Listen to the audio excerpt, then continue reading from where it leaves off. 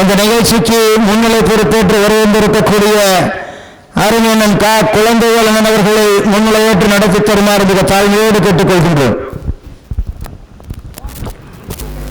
சிறப்பு வாய்ந்த இந்த ஆன்மீக சொற்பொழிவிலே சிறந்த முறையிலே நேற்றைய தினம் ஐயா மருத்துவர் சுப்பிரமணிய ஐயா அவர்களுடைய ஜடாயு மோட்சம் என்ற நிகழ்ச்சியும் இன்றைய தினம் திருவாசகம் என்னும் தேன் என்ற தலைப்பிலே வழக்கறிஞர் ஐயா ரவீந்திரன் அவர்களுடைய சொற்பொழிவையும் நமது ஊர் பெரியவர்கள் இன்றைய தினம் மழை காலையிலிருந்தே கிளைமேட் இப்படி இருக்கிறதுனால கூட்டம் கொஞ்சம் நேரம் ஆகும்.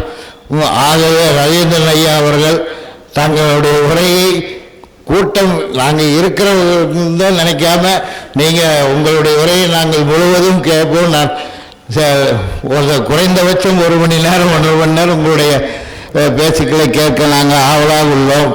இந்த அருமையான நிகழ்வினை ஏற்பாடு செய்த நமது அன்னமார் கோயிலினுடைய அறங்காவலர் குழு தலைவர் தம்பி வசந்தகுமார் அவர்கள் எதை செய்தாலும் சிறப்பாகவும் மிகையாகவும் செய்து நமது பகுதியிலே இன்றைய தினம் அனைத்து கோயில்களிலும் அனைத்து சமூக சேவை சிறந்து விளங்குகின்ற தம்பி வசந்தகுமார் அவர்களுக்கு இந்த நிகழ்ச்சியை ஏற்பாடு செய்தமைக்கு நன்றியை கூறி அறங்காவலர் குழு தலைவராக இங்கே உறுப்பினராக வருகை வந்துள்ள கலைவாணி அவர்களுக்கும் நமது திராவிட முன்னேற்ற கழகத்தினுடைய பகுதி கழகத்தினுடைய செயலாளர் அருமை தம்பி சேரலாதன் அவர்களுக்கும் மாமன்ற உறுப்பினர் திரு கீதா சேரலாதன் அவர்களுக்கும் மற்றும் அனைத்து இந்த கோயிலுடைய திருப்பணிக்காக உழைத்த அனைத்து பெரியோர்களும்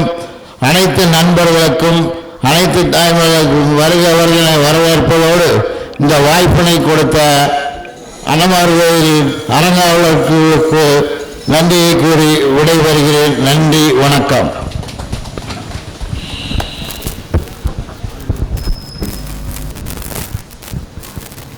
சிறப்பு வாய்ந்த விஸ்வநாதேஸ்வரர் திருக்கோயிலுடைய மார்கழி பெருவிழாவிற்கு இன்றைய தினம் 2வது நாளாக நடைபெறுகின்ற இந்த விழாவிற்கு வருகின்ற வரவேற்புரையாற்ற இருக்கின்ற மரியாதைக்குரிய அருமை சகோதரர் திங்களூர் மாரியம்மன் திருக்கோயிலுடைய முன்னாள் செயலாளர் அருமை சகோதரர் செந்தில்குமார் அவர்களை வரவேற்புரையாற்றுமாறு மிக தாழ்மையோடு கேட்டுக்கொள்கின்றோம்.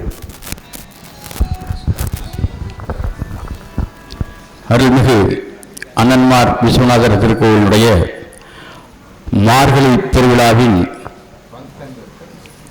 நிகழ்வாக இன்றைய தினத்திலே தமிழ் இலக்கிய சொற்பொழிவான கம்பன் கலைக்கூடத்தார் தொடர்ந்து ஒரு 18 நாட்களுக்கு இங்கே நிகழ்ச்சியை ஏற்பாடு செய்திருக்கிறார்கள். அதன் அடிப்படையிலே இன்றைய நிகழ்வாக திருவாசகம் எனும் தேன் என்கிற தலைப்பிலே மரியாதைக்குரிய தேவார தமிழ் தென்றல் வழக்கறிஞர் ஐயா ரவீந்திரன் அவர்கள் சிறப்பானதொரு சொற்பொழிவை நிகழ்த்தி இருக்கிறார்கள். முதற்கண் அவரை வருக வருக என வரவேற்கிறேன். இந்த நிகழ்விற்கு தலைமை பொறுப்பேற்றிருக்கிற எனது தந்தையார் அவர்களே, முன்னிலை பொறுப்பேற்றிருக்கிற மரியாதைக்குரிய அண்ணன் குழந்தைவேல் அவர்களே, இந்த நிகழ்வை சிறப்பான முறையிலே ஏற்பாடு செய்து எந்த ஒரு நிகழ்வாக இருந்தாலும் அதை சிறப்பாக செய்வேன் என்கிற அடிப்படையிலே தொடர்ந்து நல்ல பல நிகழ்வுகளை நமது ஊருக்கு தொடர்ந்து வழங்கி கொண்டிருக்கிற அன்பு தம்பி அன்னமார் விஸ்வநாதர் கோவில் அறங்காவலர்களுடைய தலைவர் மரியாதைக்குரிய தம்பி வசந்தகுமார் அவர்களே மற்றும் கோயில் நிர்வாகத்தில் இருந்து சிறப்பான முறையிலே பணியாற்றி வருகிற மூத்தவர்களே, பெரியோர்களே, தாய்மார்களே, உங்கள் அனைவரையும் அருள்மிகு அண்ணன்மார் திருக்கோவில் சார்பிலே வருக வருக என வரவேற்று எனது வரவேற்புரையை நிறைவு செய்கிறேன்.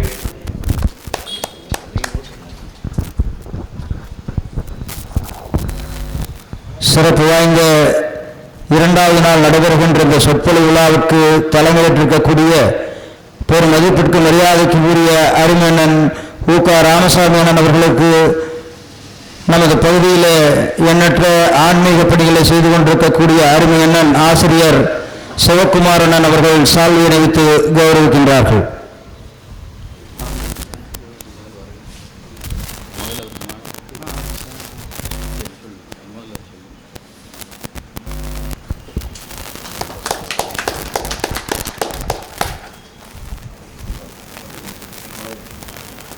சிறந்த ஒரு ஆன்மீக சொற்பொழிவை நீத்துவதற்காக நமது பகுதிக்கு வருகின்றிருக்கக்கூடிய தேவாரத்தை திருத்தொண்டர் வழக்கறிஞர் பெருமதிப்பிற்கு மரியாதைக்கு உரிய சு. ரவீந்திரன் ஐயா அவர்களுக்கு நமது வாழனுடைய முன்னாள் மாமன்ற உறுப்பினர் அருமை சகோதரர் சேரலாதன் அவர்கள் மாலை அணிவித்து கௌரவிக்கின்றார்கள்.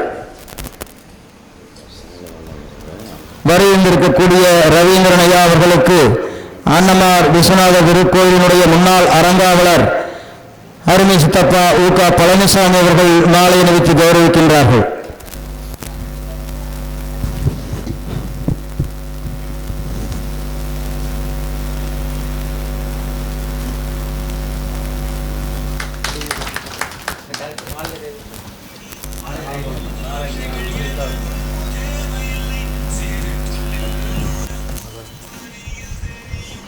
அதேபோல இன்றைய தினம் நடைபெறுகின்ற இந்த ஆன்மீக சொற்பொழிவுக்கு முன்னிலை பொறுப்பேற்று அமர்ந்திருக்கக்கூடிய அருமையண்ணன் கா. குழந்தைவேலண்ணன் அவர்களுக்கு அருமையண்ணன் தங்கவேலண்ணன் அவர்கள் சால்வை அணிவித்து கௌரவிக்கின்றார்.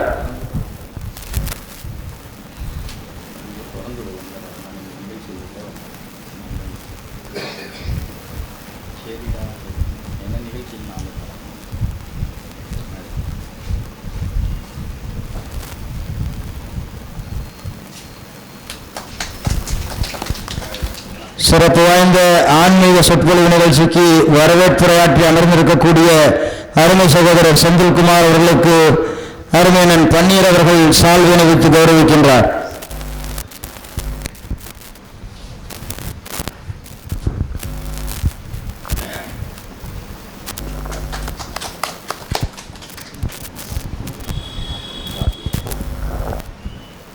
அதேபோல நேற்றையும் துவங்கிய மார்கழி திருவிழாவிலே நம்மளை எல்லாம் மகிழ்ச்சி கடத்திலே ஆழ்த்தி சிறந்த ஒரு பாடகராக இன்றைக்கு உருவாகி கொண்டிருக்கக்கூடிய எங்களோடு தோளுக்கு தோளாக நட்பாக பழகிய அருமை சகோதரர்கள் ராஜேந்திரன், வேங்கடன் இவர்களுடைய ரவி அவர்களுடைய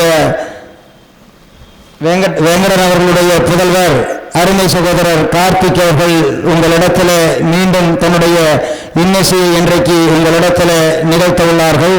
அவருக்கு நமது திருக்கோவிலின் சார்பில் அருமையண்ணன் சிவகுமாரன் அவர்கள் சால்வை அணிவித்து கௌரவிக்கின்றார்.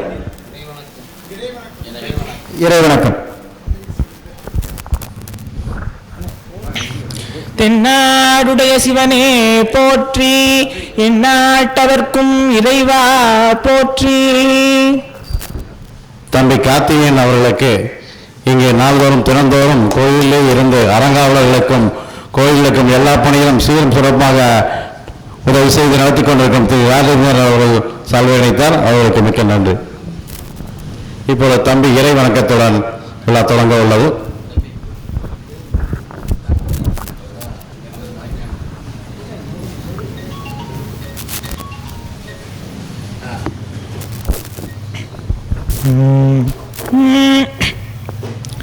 தென்னாடுடைய சிவனே போற்றி, எந்நாட்டவர்க்கும் இறைவா போற்றி. நம பார்வதி பதையே, ஹர ஹர மகாதேவ.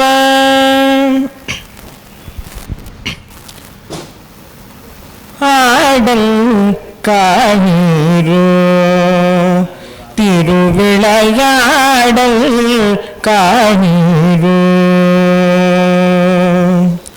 ஆடல் மதுரையில் ராஜசௌந்திர, ஆடல் மதுரையில் ராஜசௌந்திர, பாண்டியராமெங்கள் ஆண்டவன் திருவிளையாடல் காணீரோ.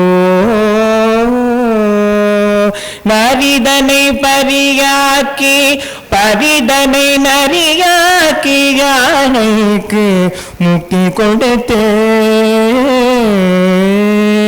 நரிதனை பரியாக்கி பரிதனை நரியாக்கி நாரைக்கு முக்தி கொடுத்தே உயர்நாள் வேத பொருள் சொல்லி நாகத்தையும் வதைத்து நாள் வேத பொருள் சொல்லி நாகத்தையும் வதைத்து நக்கீரர்க்கு உபதேசித்து வரகுண பாண்டியர்க்கு சிவலோகம் காட்டி வரகுண பாண்டியர்க்கு சிவலோகம் காட்டி வலை வீசி மீன் பிடித்து வாய் திறவாத கல்யாணிக்கு கரும்பூட்டி வாய் திறவாத கல்யாணிக்கு கரும்பூட்டி வைரவளை முத்துவளை ரத்னவளை விற்ற விளையாடல் காணீரோ திருவிளையாடல் காணீரோ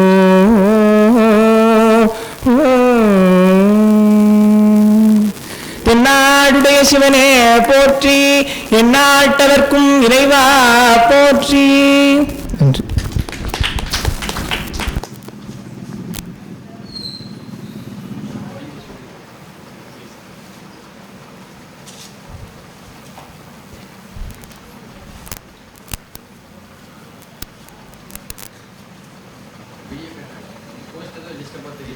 கரெக்டாக கேப் மட்டும் தான்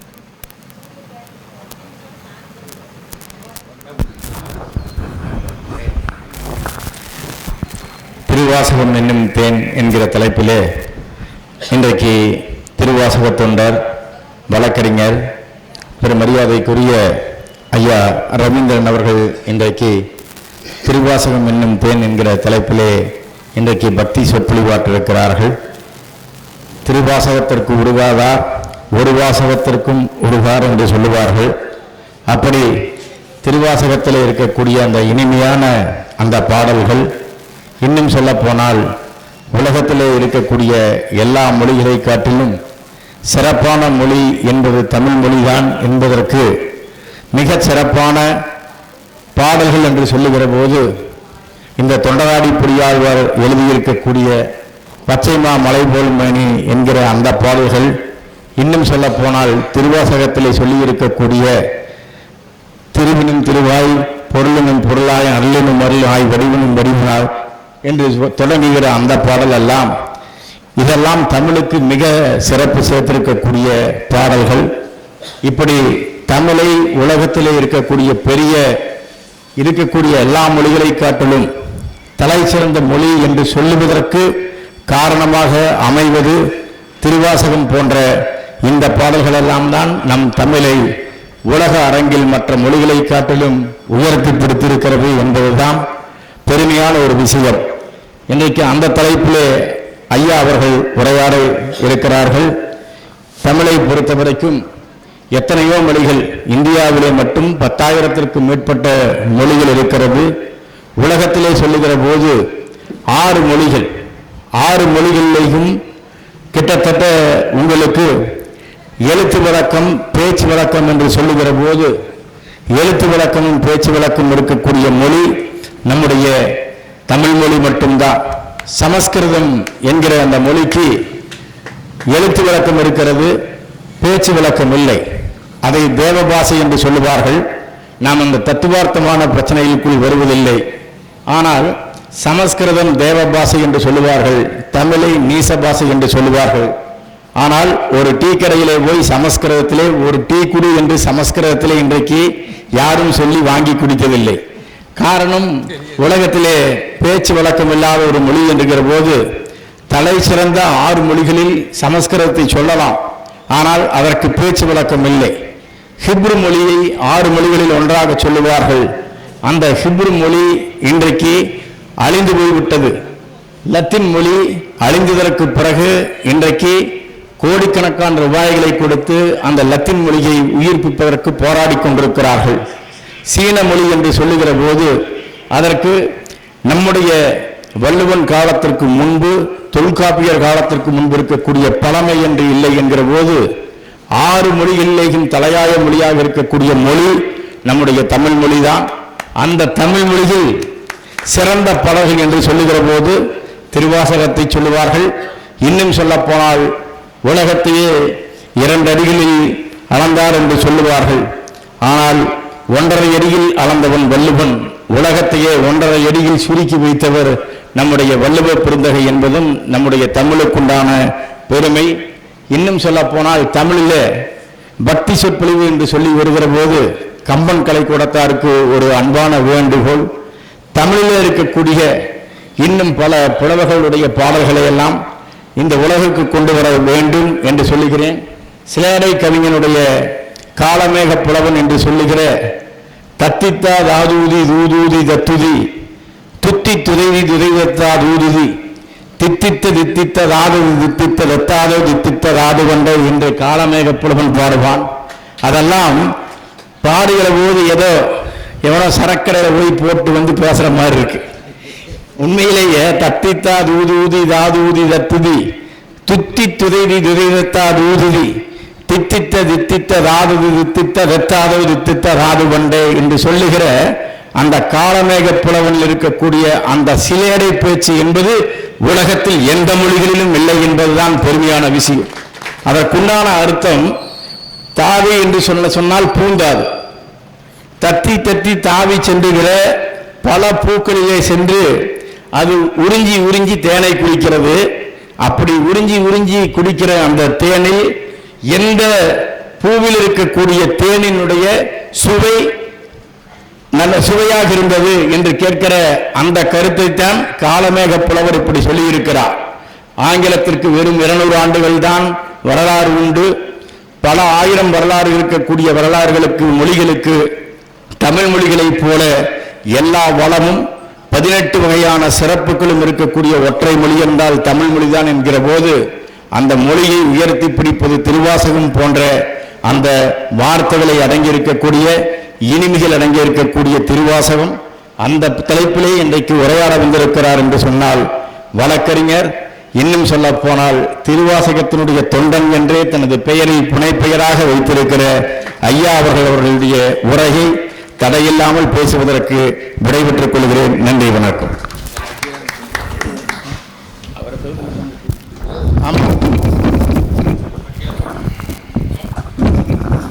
வீணையும் மாலை மதியமும் வீசு தென்றலும் வீங்கிலவேனிலும் மூசு வண்டரை பொய்கையும் போன்றது ஈசன் எந்த இணையடி நீழலே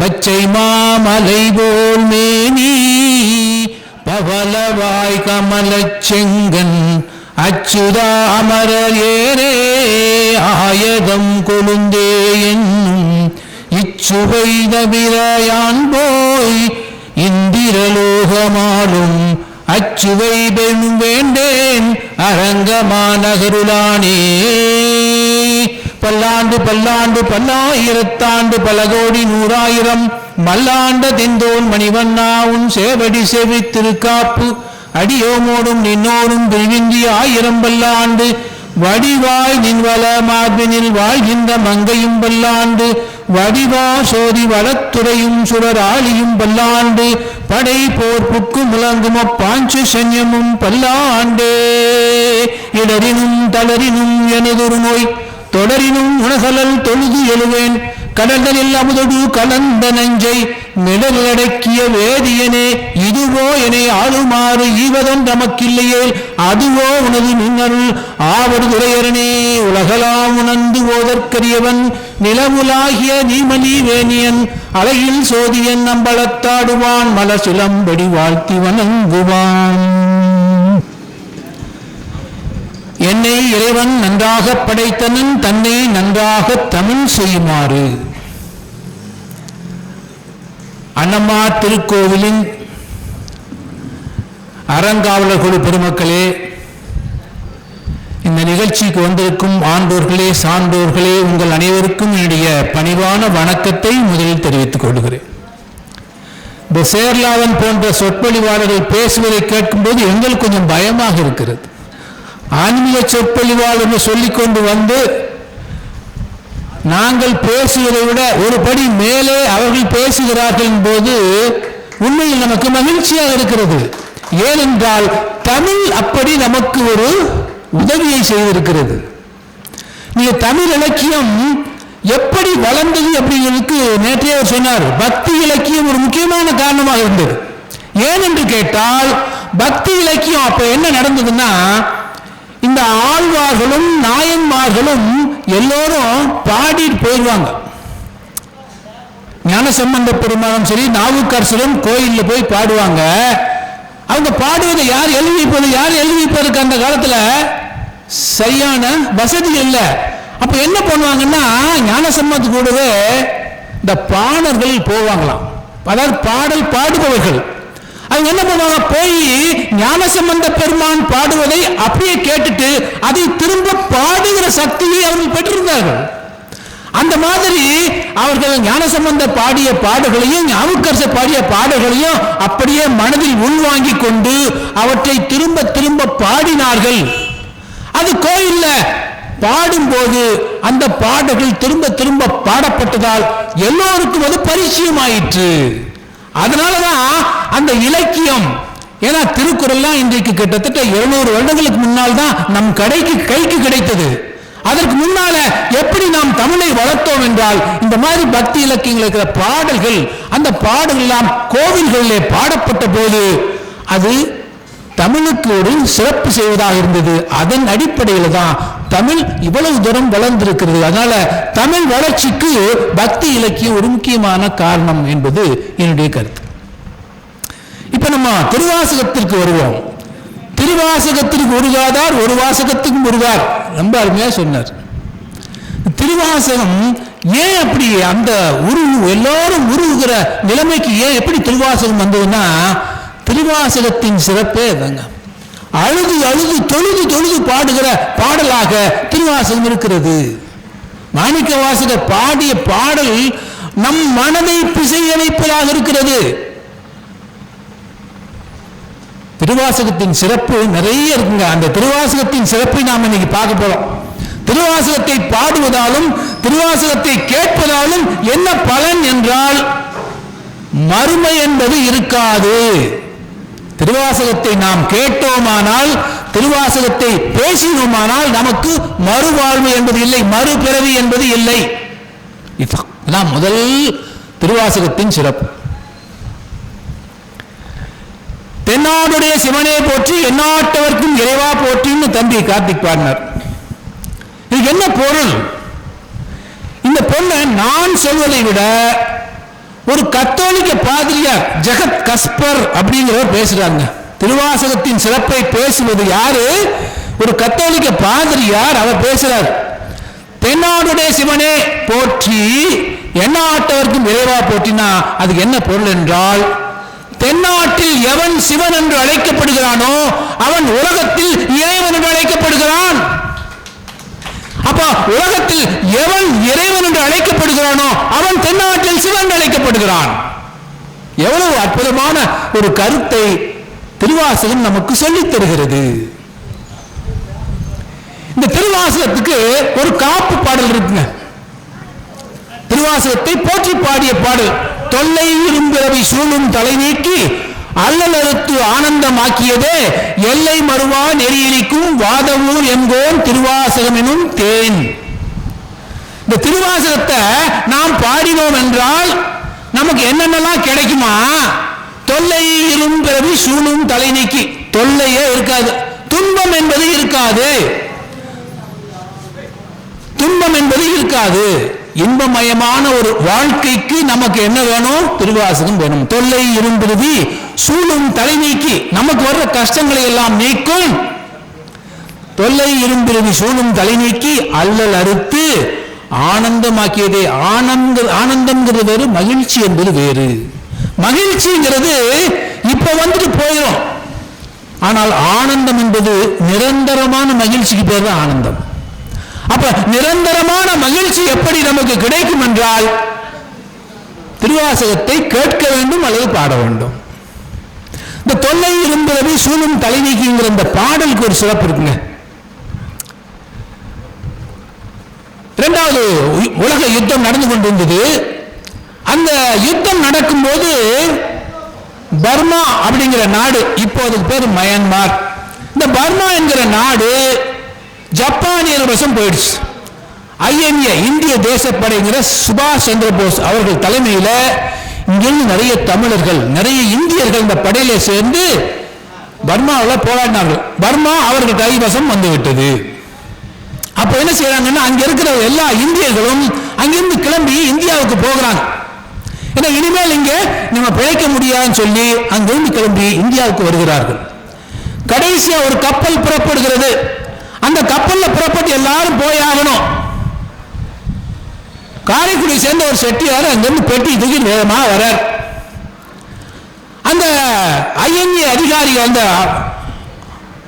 ஜப்பானிய அதிகாரி என்ன பண்றாங்க, பெட்டியை சோதனையிடுகிறார்கள். சோதனையிடும் போது இவர் பிரிட்டிஷ் உளவாளின்னு சொல்லி கைது செய்து சிறையில் அடைத்து விடுகிறார்கள். சிறையில் போய் உட்கார்ந்தார். எதுக்கு என்னை கைது பண்ணீங்கன்னு கேட்கிறாரு. உங்ககிட்ட ஒரு புத்தகம் இருக்கு, அந்த புத்தகத்துல நீ ரங்கூன் உளவாளி என்று இருக்கிறது, அதனால உன்னை இப்படி செயலில் போட்டிருக்கோம். என்ன புத்தகம் அவருக்கு தெரியல. இந்த புத்தகம் தான் நெட்டு காமிச்சாங்க. அந்த புத்தகம் திருவாசகம். இந்த புத்தகத்தை வச்சு நீ என்ன பண்ணுவ அப்படின்னு கேட்டாங்க.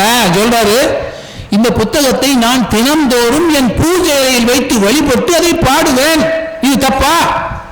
இல்ல இல்ல, இல்ல ரங்கோன் இருக்கு, நீ உளவாளி, ஜெயில போட்டாச்சு. இன்னொன்னு சொன்னாங்க, இந்த புத்தகத்தை இங்கே விட்டுட்டு நீ இந்தியாவுக்கு போறதுனா போகலாம், இல்லையா இந்த புத்தகம் வேணும்னு சொன்னா நீ இங்கே ஜெயில இருந்து சாக வேண்டியனர். அவர் சொல்லிட்டார், நான் இங்கே இருந்து சாகிறேன், அந்த புத்தகத்தை வாங்காமல் போக மாட்டேன். திருவாசகத்தின் மேல் எவ்வளவு பெரிய மரியாதை வைத்திருக்கிறார் என்று நம்ம வந்து. அப்ப அந்த வழியா வந்த நம்ம தமிழர்கள் நிறைய பேர் ஐஎன்ஏல இருந்தாங்க. இந்த பகுதியிலிருந்து கூட நிறைய பேர் போயிருப்பாங்க. இப்ப உங்க பழைய முன்னோர்களை கேட்டீங்கன்னா சொல்லுவாங்க, எங்க பகுதி ராமநாதபுரம் அங்கெல்லாம் நிறைய போனாங்க. அப்போ அந்த வழியா வந்தவருக்கு கேட்டு, என்ன செட்டியார் ஏன் ஜெயில இருக்கேன்னு கேட்டார். அவர் பார்த்துட்டு, என்னங்க ஒரு புத்தகத்தை பார்த்துட்டு இருந்தா ரங்கூன் உளவாளின்னு சொல்றாங்க. என்ன புத்தகம் பார்த்தாரு, இது திருவாசகம். அது என்ன பாட்டு, தொல்லை இரும்புறவி சூழும் தலை நீக்கி அல்லலறுத்து ஆனந்தம் ஆக்கியதே எல்லை மறுவா நெறியலிக்கும் வாதவூர் ரெங்கோன்னு இருக்கு. இந்த ரெங்கோன் தாயா, அது ரங்கோன் அட பாவிகளா, அது ரெங்கோன் இல்லையா, வாதவூர் எம் கோன், வாதவூரார் என்கிற மாணிக்க வாசகம், எம் எம் கோன்னா அரசன். இது ரங்கோனுக்கு அதுக்கு சம்பந்தம் இல்லைன்னு அவர் சொன்ன பின்னாடி அவரை வெளியே அனுப்பினார்கள். அப்போ எப்படி பாருங்க, பூஜையில் வைத்து கும்பிடுகிற அளவுக்கு ஒரு திருவாசகம் எல்லோராலும் பெரும்பாலான பேரால மதிக்கப்பட்டது. திருவாசக பாடல்கள் ரொம்ப பாடல்கள் இந்த மாதிரி மதிப்பு வாய்ந்த பாடல்கள். அதுக்கு இன்னொரு நிகழ்ச்சியை சொல்றேன். மகாத்மா காந்தியடிகள் தென்னாப்பிரிக்காவில் முதல்ல ஒரு போராட்டத்தை துவங்கினார். என்ன போராட்டம்னா, பாலசுந்தரம் ஒரு தமிழர் ஒரு நாள் காந்தியை போய் பார்க்கிறார். எனக்கு ஒரு வழக்கு தொடுக்கணும் அப்படின்னாரு. அப்பதான் காந்தியடிகள் அங்க போய் வழக்கறிஞராக பதிவு செய்திருக்கிறார். என்ன வழக்கு, என்னையே என் முதலாளி அடிச்சிட்டார், அவர் மேல வழக்கு போடணும். அவர் பார்த்தாரு, முதலாளி ஏன் அடிச்சாருன்னாரு. அங்க அவங்களுக்கு மரியாதை செய்யவில்லை என்றால் என்னை அடித்து உதைக்கிறார்கள், அவங்க போனோட நான் போய் குளிச்சு போய் நிக்கணும், இல்லைன்னா அடி உதை. இதை பார்த்துக்கிட்டு தான் மகாத்மா காந்தியடிகள் முதல்ல தென்னை ஆப்பிரிக்காவில் ஒத்துழையாமை இயக்கம் என்ற ஒரு போராட்டத்தை ஆரம்பித்தார். அவருக்கு உறுதுணையாக அன்றைய காலத்தில் இருந்தவங்க இந்த பாலசுந்தரம், தில்லையாடி வள்ளியம்மை. தில்லையாடி வள்ளியம்மைகள்லாம் கிட்டத்தட்ட 18 வயது குழந்தை பெண். அவர் இந்த மகாத்மா காந்தியடிகளுடைய போராட்டத்துக்கு உறுதுணையாக இருந்தார். அந்த போராட்டத்தில் ஈடுபட்டதுனால எல்லாத்தையும் தூக்கி சிறையில் அடைத்தார்கள் ஆங்கிலேய அதிகாரி. சிறையில் அப்போ பெண்களுக்கு சரியான சுகாதார வசதி இல்லை, இன்றைக்கு இருக்கிற மாதிரி சிறைகள் அன்றைக்கு இல்லை. அவருக்கு ஆஸ்மா நோய் வந்தது. அதனால உயிர் பிரியும் தருவாயில் சிறையிலிருந்து அதிகாரிகள் தூக்கி வெளியில் போட்டாங்க. அன்றைக்கு அந்த சிறையில் உயிருக்கு இருந்த மதிப்பு அவ்வளவுதான், தூக்கி வெளியில போட்டாங்க. காந்தியடிகள் தகவல் தந்து ஓடி வந்து பார்க்கிறார். பிள்ளையாடி வள்ளியம்மையின் உயிர் மூச்சு அப்படியே நின்று கொண்டிருக்கிறது. மகாத்மா காந்தியடிகள் கேட்டார், ஐயோ உனக்கு நான் இப்படி ஒரு துரோகத்தை செய்து விட்டேன்னா நான் என்ன செய்யறது? உனக்கு என் மேல் ஏதாவது வருத்தமா இருந்தால் சொல் அப்படின்னு சொன்னாங்க. பிள்ளையாடி வள்ளியம்மை சொன்னார், உங்கள் மேல் வருத்தம் இல்லை, என் மேல் தான் எனக்கு வருத்தம். என்ன வருத்தம்னார்? எனக்கு 2 கண்கள் இருக்கிறது, ஒரு கண்ணு போனாலும் இன்னொரு கண்ணை வைத்து நான் பார்த்துக் கொள்ள முடியும். ஆனா 2 உயிர் இல்லாமல் போய்விட்டது. ஒரு உயிர் போனாலும் உங்களுக்காக இன்னொரு உயிரை கொண்டு உங்களுடைய போராட்டத்தில் நான் கலந்து கொள்ள முடியாமல் போய்விட்டதேன்னு சொல்லி எனக்கு வருத்தமா இருக்குன்னு சொல்லி அந்த சொன்னதை பார்த்து காந்தியடிகள் கண்ணில் கண்ணீர் வழிந்தது. கடைசியா பிள்ளையாடி வள்ளியம்மை பக்கத்தில் இருந்த பாலசுந்தரத்தை பார்த்து, அண்ணா எனக்காக ஒரு திருவாசக பாடல் பாடுங்கள், அதை கேட்டுவிட்டு நான் அப்படியே உயிர் பெரியட்டும் சொன்னாங்க. பாலசுந்தரம் அழுதபடியே பாடினார். முக்தி நெறி அறியாத மூர்க்கரோடு முயல்வேனை பக்தி நெறி அறிவித்து பல வினைகள் பாரும் வண்ணம் சித்தமலம் அறிவித்து சிவமாக்கி என ஆண்ட அத்தனனுக்கு அழிவார் ஆர்வருவார் அச்சோவேன். அந்த பாட்டை கேட்டுட்டு பிள்ளையாடி வள்ளியம்மையின் உயிர் பிரிந்தது. இந்த நிறைய பேருக்கு இந்த உயிர் பிரிய நேரத்தில் திருவாசகம் பாடுவது என்பது இன்றைக்கும் வழக்கமாக இருக்கிறது. ஏன்னா நாம் இறக்கும் போது எதை கேட்டு இறக்கிறோமோ அதுவே பின்னால் ஒருவேளை மறுபிறப்பு இருந்தா அந்த நல்ல எண்ணங்கள் வரும் என்பதற்காக இந்த திருவாசகத்தை பாடுவது என்பது ஒரு மரபாகவே இருந்து வருகிறது. அந்த பாட்டை கேட்டுட்டு அவர் இறந்து போனார். காந்தியடிகள் கேட்டார் பாலசுந்தரத்திட்ட, இது என்ன பாடல்? அவர் சொன்னாரு, திருவாசகத்தில் இருக்கிற ஒரு பாடல், அதை நீங்க எனக்கு கொஞ்சம் எழுதி கொடுங்க அப்படின்னு மகாத்மா காந்தியடிகள் கேட்டார். இவர் அதை எழுதி கொடுத்தார். காந்தியடிகள் சொன்னார், இனிமேல் நான் பாடும் பிரார்த்தனை கூட்டங்களில் இந்த பாட்டை தினமும் பாடுவேன் சொல்லி கடைசி வரை காந்தியடிகள் பாடுவாங்க. திருவாசகத்திற்கு எவ்வளவு பெரிய சிறப்பு அப்படிங்கிறத நாம் தெரிந்து கொள்ள வேண்டும். இந்த திருவாசகத்துக்கு இன்னும் பல சிறப்புகள் இருக்குங்க. இந்த சுதந்திர போராட்டத்துக்கு முன்னால 1920-30களில் சென்னை உயர்நீதிமன்றங்கள்ல ஆங்கிலேய வழக்கறிஞர்கள் தான் நிறைய இருந்தாங்க. ஏன்னா பொதுவாக ஆன்மீக பேச்சாளர்கள் பெரும்பாலும் ஆசிரியர் பெருமக்களாக இருப்பார்கள். அவங்க எல்லாரும் இந்த பள்ளி கதைகளையும் கல்லூரி கதைகளையும் பேசுவாங்க. நான் வழக்கறிஞர் என்பதால எனக்கு தெரிந்தோ தெரியாமலோ இந்த மாதிரி வழக்கறிஞர் கதையே பேச வேண்டியதா போகுது. அப்போ அந்த ஆங்கிலேய வழக்கறிஞர்கள் நிறைய பேர் சென்னை உயர்நீதிமன்றத்தில் தொழில் செய்து கொண்டார்கள். அவர்களுக்கு ரொம்ப முக்கியமானது செல்லாதன் சொன்னாரு, அழிந்து போகிற மொழியில லத்தீன் மொழி ஒன்று. அப்போ லத்தீன் மொழி இங்கே பேசப்பட்டது. என்ன பாருங்க, ஆங்கிலேய வழக்கறிஞர்கள் லத்தீன் மொழியை பேசுகிற திறமையை பெற்றிருந்தார்கள். அந்த வழக்கறிஞர்களுடன் வழக்கு நடத்துவதற்காக ஒருத்தர் வந்தார், ராமலிங்கம் பிள்ளை ஏஞ்சல். அவர் கூடவே இருந்தார். ஏன்னா பெரும்பாலும் வழக்கறிஞரை பார்க்க வருகிற கட்சிக்காரர்கள் 2 பேரும் ஒண்ணுக்குள்ள ஒன்னாகி அப்படியே அவருக்கு கூடவே போகிற பழக்கம் இன்னைக்கு இருக்கு. அப்படி இருந்தாங்க. அந்த மாதிரி ராமலிங்கம் அவர் கூட இருக்கும்போது ஒரு நாள் அந்த வழக்கறிஞர் நீதிமன்றத்திலிருந்து அப்படியே கோபமா அந்த கவுன் கோட்டெல்லாம் தூக்கி வீசுறார். அறைக்கு வந்தவன் தூக்கி எல்லாரும் வீசுறாரு. என்னங்கய்யா ஏன் இவ்வளவு கோபமா இருக்கீங்கன்னு ராமலிங்கம் பிள்ளை கேட்கிறாரு. என்ன ராமலிங்கம், என்ன வழக்கு நடத்த வேண்டி இருக்குது? தேவாலயத்துக்கு எதிராக வழக்கு நடத்த வேண்டி இருக்குது. தேவாலயத்துக்கு எதிராக வழக்கு நடத்த வேண்டி இருக்கிறது. நான் என்ன செய்யறது?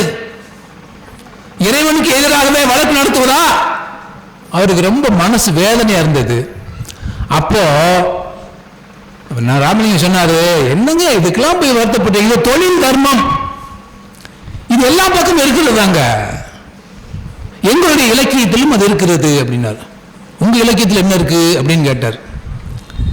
எங்கள திருவாசகம் ஒரு புத்தகம் இருக்கு, அந்த திருவாசகத்துல ஒரு பாடல் இருக்கு. என்ன பாடல் சொல்லுங்க? ஏசினும் யாருனை ஏத்தினும் என் விலைக்கே குலைந்து வேசரு வேனை விடுதி கண்டாய் செம்பாளவப்பின் தேசுடையாய் என்னை ஆளுடையாய் சிற்றுயர்க்கு இறங்கி காய்ச்சின ஆழமுண்டாய் அமுதுண்ண கடையவனே. பொருள் சொல்லுங்க. நான் உன்னை ஏசினாலும் உன்னை திட்டினாலும் உன்னை பாராட்டினாலும் என்னுடைய குறைகளை பெரிதுபடுத்தாமல் என்னை ஆட்கொண்ட எம் இறைவனே உன்னை வணங்குகிறேன். ஓ, அப்படி இருக்கா? பேசினாலும் திட்டினாலும் இறைவன் நம்மளை மன்னித்துக் கொள்வானா? ஓ, நாங்க எங்க பாவ மன்னிப்பு கேட்கிறோமே அது மாதிரியா அவர் கேட்கிறார். ஆமா ராமலிங்கம், எனக்கு ஒரு உதவி செய்ய முடியுமா? இவர் முதல்ல ராமலிங்கம் என்ன பண்ணாரு, இந்த லத்தீன் மொழிய வழக்கறிஞர் வந்து நான் கத்துக்கணும் அப்படின்னு சொல்லி கேட்டார். அதுக்கு என்ன கத்துறேன்?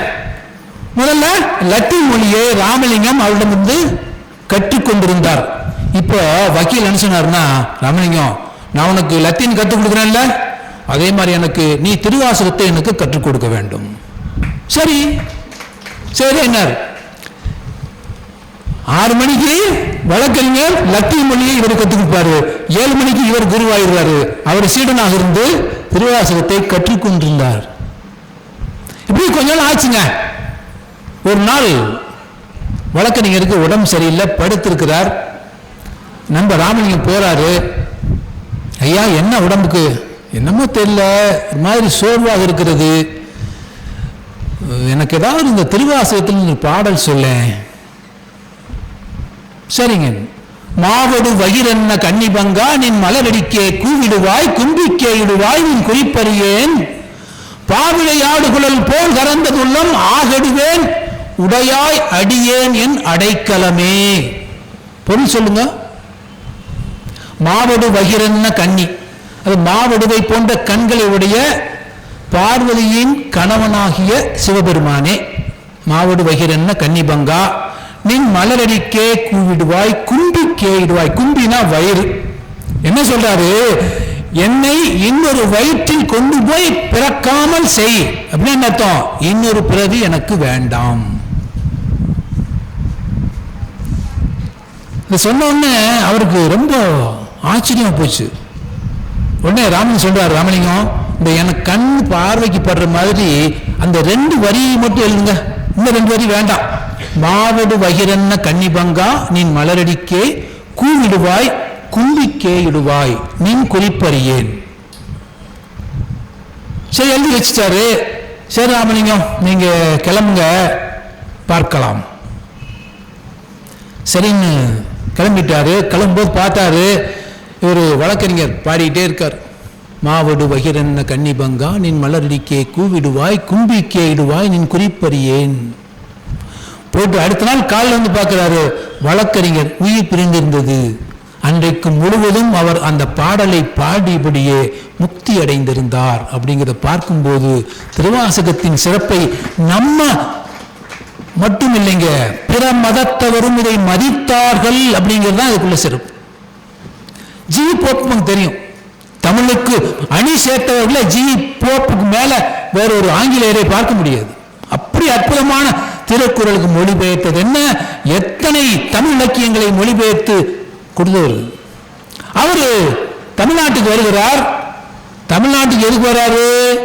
கிறிஸ்துவத்தை பரப்புவதற்காக அனுப்பப்பட்ட பாதிரியார். என்ன, ஜி போப் வந்து ஒரு தமிழ் பேராசிரியர் இல்லை. அவருக்கு தமிழ்நாட்டுக்கு வரும்போது ஆங்கிலத்தை தவிர எதுவுமே தெரியாது. அவர் கிறிஸ்துவத்தை பரப்புவதற்காக அனுப்பப்பட்ட பாதிரியார்.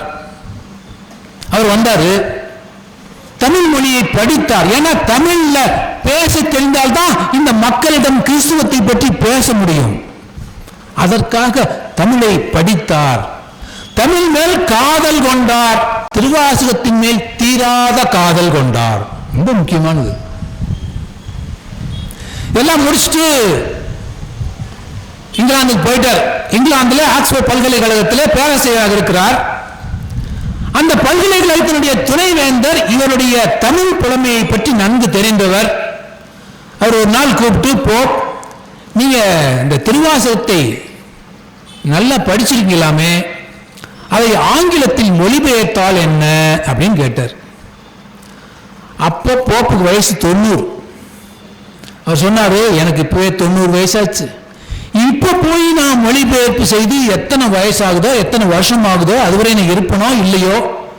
அவர் சொன்னார் ஒரு வார்த்தை, ஆன்மீக பணியில் நீ ஈடுபட்டு விட்டால் அந்த பணி நிறைவடையும் வரை உனக்கு இறப்பில்லைனர். எவ்வளவு பெரிய வார்த்தைங்க இது! ஆன்மீக பணியில் இறங்கிவிட்டால் அந்த பணி முடிவடையும் வரை உனக்கு இறப்பில்லைனர். அதே மாதிரி 6 வருஷம் அதை மொழிபெயர்த்தார். மொழிபெயர்த்து முடிக்கிற வரைக்கும் அவர் இறக்கலைங்க. 6 வருஷம் மொழிபெயர்த்து முடிச்சாரு. அது மட்டும் இல்ல, திருவாசகத்தின் சிறப்பை எல்லோருக்கும் போய் சொல்லிக் கொண்டிருந்தார். இந்த கத்தோலிக்க பாதிரியார் பார்த்தாங்க. ஏன்னா கத்தோலிக்க பாதிரியார் இவர் கிறிஸ்துவத்தை பரப்புவதற்காக அனுப்பப்பட்டவர். கிறிஸ்துவத்தை பரப்ப வேண்டும், அவருடைய கடமை எது. அதை விட்டுவிட்டு திருவாசகத்தையும் அதன் சிறப்பையும் பேசுகிறாரே, இவர் மேல நடவடிக்கை வேண்டும் சொல்லி புகார் கொடுத்து விட்டார்கள். புகார் போயிடுச்சு. கத்தோலிக்க சபை கூடியது. விசாரணை அதிகாரியாக ஒரு பெரிய வயதில் மிக மூத்த ஒரு பாதிரியாரை நியமிக்கிறார்கள். இவரை விசாரித்து இவர் செய்தது சரியா தவறா என்பதை கண்டறிந்து அது தவறு என்றால் அவர் மீது நடவடிக்கை எடுக்க வேண்டும் என்று உத்தரவு பிறப்பிக்கப்பட்டது. அந்த பாதிரியார் என்ன பண்ணார்னா, நேர போப்பை கூப்பிட்டு விசாரித்தார். நீ எதை படித்தாய்? மூலம் திருவாசகத்தின் மூலப்பிரதி உன்னிடம் இருக்கிறதான்னு கேட்டார். இருக்கிறது ஐயா, கொண்டு வா, நான் பார்க்கிறேன். அதை பார்த்தார், படித்தார். படித்துவிட்டு நாளை காலையில் இது பற்றிய தீர்ப்பை அறிவிக்கிறேன்னு சொல்லிட்டார். அடுத்த நாள் காலையில் சபை கூடுகிறது. எல்லோரும் ஜெயில் போப்புக்கு இன்றைக்கு தண்டனை உறுதின்னு சொல்லி மகிழ்ச்சியாக இருந்தார்கள். அந்த விசாரணை அதிகாரி வந்தார். ஜி பாப்பை பார்த்தார். மக்களை பார்த்து சொன்னாரு, இந்த திருவாசகத்தின் மூலப்பிரதியை நானும் படித்தேன். இந்த திருவாசகத்தை படித்துவிட்டு இந்த ஜி போப் இன்னும் கிறிஸ்துவத்தில் தொடர்ந்து இருக்கிறார் என்றால் அதைவிட பெரிய பாக்கியம் இந்த கிறிஸ்துவத்துக்கு வேற எதுவும் இல்லைன்னு சொல்லி முடிச்சிட்டார். திருவாசகத்தை படித்துவிட்டு அவர் சைவ சமயத்துக்கு மாறாமல் இன்னும் கிறிஸ்துவத்திலே தொடர்ந்து இருக்கிறார் என்றால் கிறிஸ்துவம் செய்த புண்ணியமடாது என்று சொல்கிற மிகப்பெரிய தத்துவத்தை அந்த நிகழ்ச்சி நமக்கு உணர்த்துகிறது. இப்ப திருவாசகம் எவ்வளவு பெரிய பொக்கிஷமாக இருக்கிறது என்பதை நாம் புரிந்துகிறோம். திருவாசகத்தில் ரொம்ப முக்கியமானது எல்லாருக்கும் தெரியும், சிவபுராணம். நமச்சிவாய வாழ்க, நாதன் தாழ்வாழ்க, இமைப்பொழுதும் எண்ணில் நீங்காதான் தாழ்வாழ்க, கோகலி ஆண்ட குருமனிதன் தாழ்வாழ்க, ஆகமம் ஆகி நின்று அன்னிப்பான் தாழ்வாழ்க, ஏகன் அநேகன் இறைவன் அடிவாழ்க. என்ன ஏகன் அநேகன்? இறைவன் ஒருவனாகவும் பலவாகவும் இருக்கிறான். ஏகன் அநேகன். ஏகன் ஒருவன், அநேகன் பல. ஒருவன் இறைவன் ஒருவனாகவும் பலவாகவும் இருக்கிறான். அற்புதமான பாடம். நீங்க சிவபுராணத்தை இன்றைக்கும் உயிர் பிரிந்தவர்களுடைய வீட்டிலே பாடுவதை நான் வழக்கமாக வைத்திருக்கிறேன். எனக்கு தெரிந்தவர்கள் வீட்டில் ஏதாவது இருந்ததுன்னா நான் போய் சிவபுராணத்தை பாடுவதை இவ்வளவு. ஏனென்றால் இருக்கும்போது கேட்கலைன்னா கூட இல்லாத போது அதை கேட்டால் அவர்களுக்கு மறுபிறவி இல்லை என்பதை நான் இல்லைங்க. மறைமலையடிகள் இறந்த போது பெரியார் தான் அவருக்கு இறுதிச்சடங்கு செய்யணும்னு சொல்லி போனாரு. தந்தை பெரியார் போய் நான் அவருக்கு இறுதிச்சடங்கு செய்யணும் அப்படின்னாரு. அப்போ ஆசா ஞானசம்பந்தன் போன்றவர்கள், ஐயா நீங்க சொல்றது சரிதான், ஆனால் நாங்கள் அவருக்கு சிவபுராணம் பாடி அவரை அடக்கம் செய்யணும் என்று விரும்புகிறோம் சொன்னப்போ பெரியார் சொன்னாரு, நல்லா செய்யுங்க. சிவபுராணம் பாடிதான் அவரோட அடக்கம் செய்யப்பட்டது. இப்போ சிவபுராணம் எவ்வளவு பெரிய சிறப்பு வாய்ந்தது, திருவாசகம் எவ்வளவு சிறப்பு வாய்ந்தது அப்படிங்கிறது நம்ம பார்க்கணும். இந்த மாணிக்க வாசகர் யார் அப்படிங்கிறதை நம்ம கொஞ்சம் தெரிஞ்சுதான். திருவாதூர் மதுரைக்கு பக்கத்தில் 21 கிலோமீட்டர்ல இன்றைக்கும் திருவாதூர் இருக்கிறது. திருவாதூர்ல பிறந்தவர் தான் இந்த திருவாத ஊரார் தான் ஒரு பேர். திருவாத ஊரார் சிறந்த அறிவாளி. பாண்டிய மன்னன் அவருடைய அறிவை தெரிந்து கொண்டு அவருக்கு அமைச்சர் பட்டம் கொடுத்தான். தென்னவன் பிரமராயன் ஒரு பட்டத்தையும் கொடுத்தான். ஒரு நாள் கிழக்கு கடற்கரையில் அரபு நாடுகளிலிருந்து குதிரைகள் வருகிறது. நமது படைக்கு குதிரை படை தேவைப்படுகிறது, நீ போய் குதிரையை வாங்கி வான்னு சொல்லி பொற்காசுகளை கொடுத்து பாண்டிய மன்னன் அனுப்பி வைக்கிறான். இவர் நேர போகிறார். அறந்தாங்கிக்கு பக்கத்தில் ஆவுடையார் கோயில்னு பேர் இப்போதைக்கு. திருப்பெருந்துறை அப்படிங்கிற பேரை கேட்டால் இன்னைக்கு யாருக்கும் தெரியாதாங்க. அந்த திருப்பெருந்துறைங்கிறது இப்போ ஆவுடையார் கோவில். அந்த பக்கம் போய் கொண்டிருக்கும் போது ஒரு ஞானாசிரியன் தன்னுடைய சீடர்களுக்கு வகுப்பு எடுத்துக் கொண்டிருக்கிறார். இவர் போய் பார்க்கிறார். இவர் மனதில் எழுந்த எல்லா சந்தேகங்களையும் அந்த குரு அந்த சீடர்களுக்கு விளக்கி கொண்டிருக்கிறார். நமக்கு ஏற்பட்ட சந்தேகங்கள் இவர் மூலம் தெரிந்து கொள்ள முடியும், நம்ம விளங்கிக் கொள்ள முடியும் சொல்லி அவரை போய் என்னை சீடராக ஏற்றுக்கொள்ளுங்கள் சொல்லும் போது அவர் சொன்னார், உனக்கு இது வேலை இல்லை, உனக்கு நிறைய வேலை இருக்கிறது, ஆவுடையார் கோயிலில் ஒரு கோயில் கட்டு அப்படின்ட்டு அவர் மறைந்து போனார். குதிரை வாங்கி கொடுத்த பணத்தை எல்லாம் போட்டு அவர் கோயிலை கட்டியாச்சு. ஆவுடையார் கோயிலில் கோயில் கட்டியாச்சு. மன்னனுக்கு தகவல் போயிட்டு குதிரை வாங்காம ஒரு கோயில் கட்டிட்டு இருக்காருன்னு. மன்னன் அழைத்தான். குதிரை எப்போ வரும் கேட்டாரு. மாணிக்கவாசகர் சொன்னாரு, ஆவணி மூலத்தன்று குதிரை வரும். என்னத்தையோ மனசுல படிச்சு அடிச்சு விட்டார். ஆவணி மூலத்தன்று குதிரை வந்து விடும். சரி, ஆவணி மூலம் வந்தது. இவர் பகவான் கேட்டார், என்ன நீ சொன்னேன், நான் பாட்டுக்கு சொல்லிட்டேன், குதிரை வருமா வராதா? இறைவனே வந்து குதிரையை நரியை பரியாக்கி கூட்டிட்டு வந்தார். கூட்டிட்டு வந்து மன்னவன்ட்ட காமிக்கிறாங்க, பாருங்க குதிரை எல்லாம் சரியா இருக்கா, கணக்கெல்லாம் சரியா இருக்கா? சரியா இருக்கு.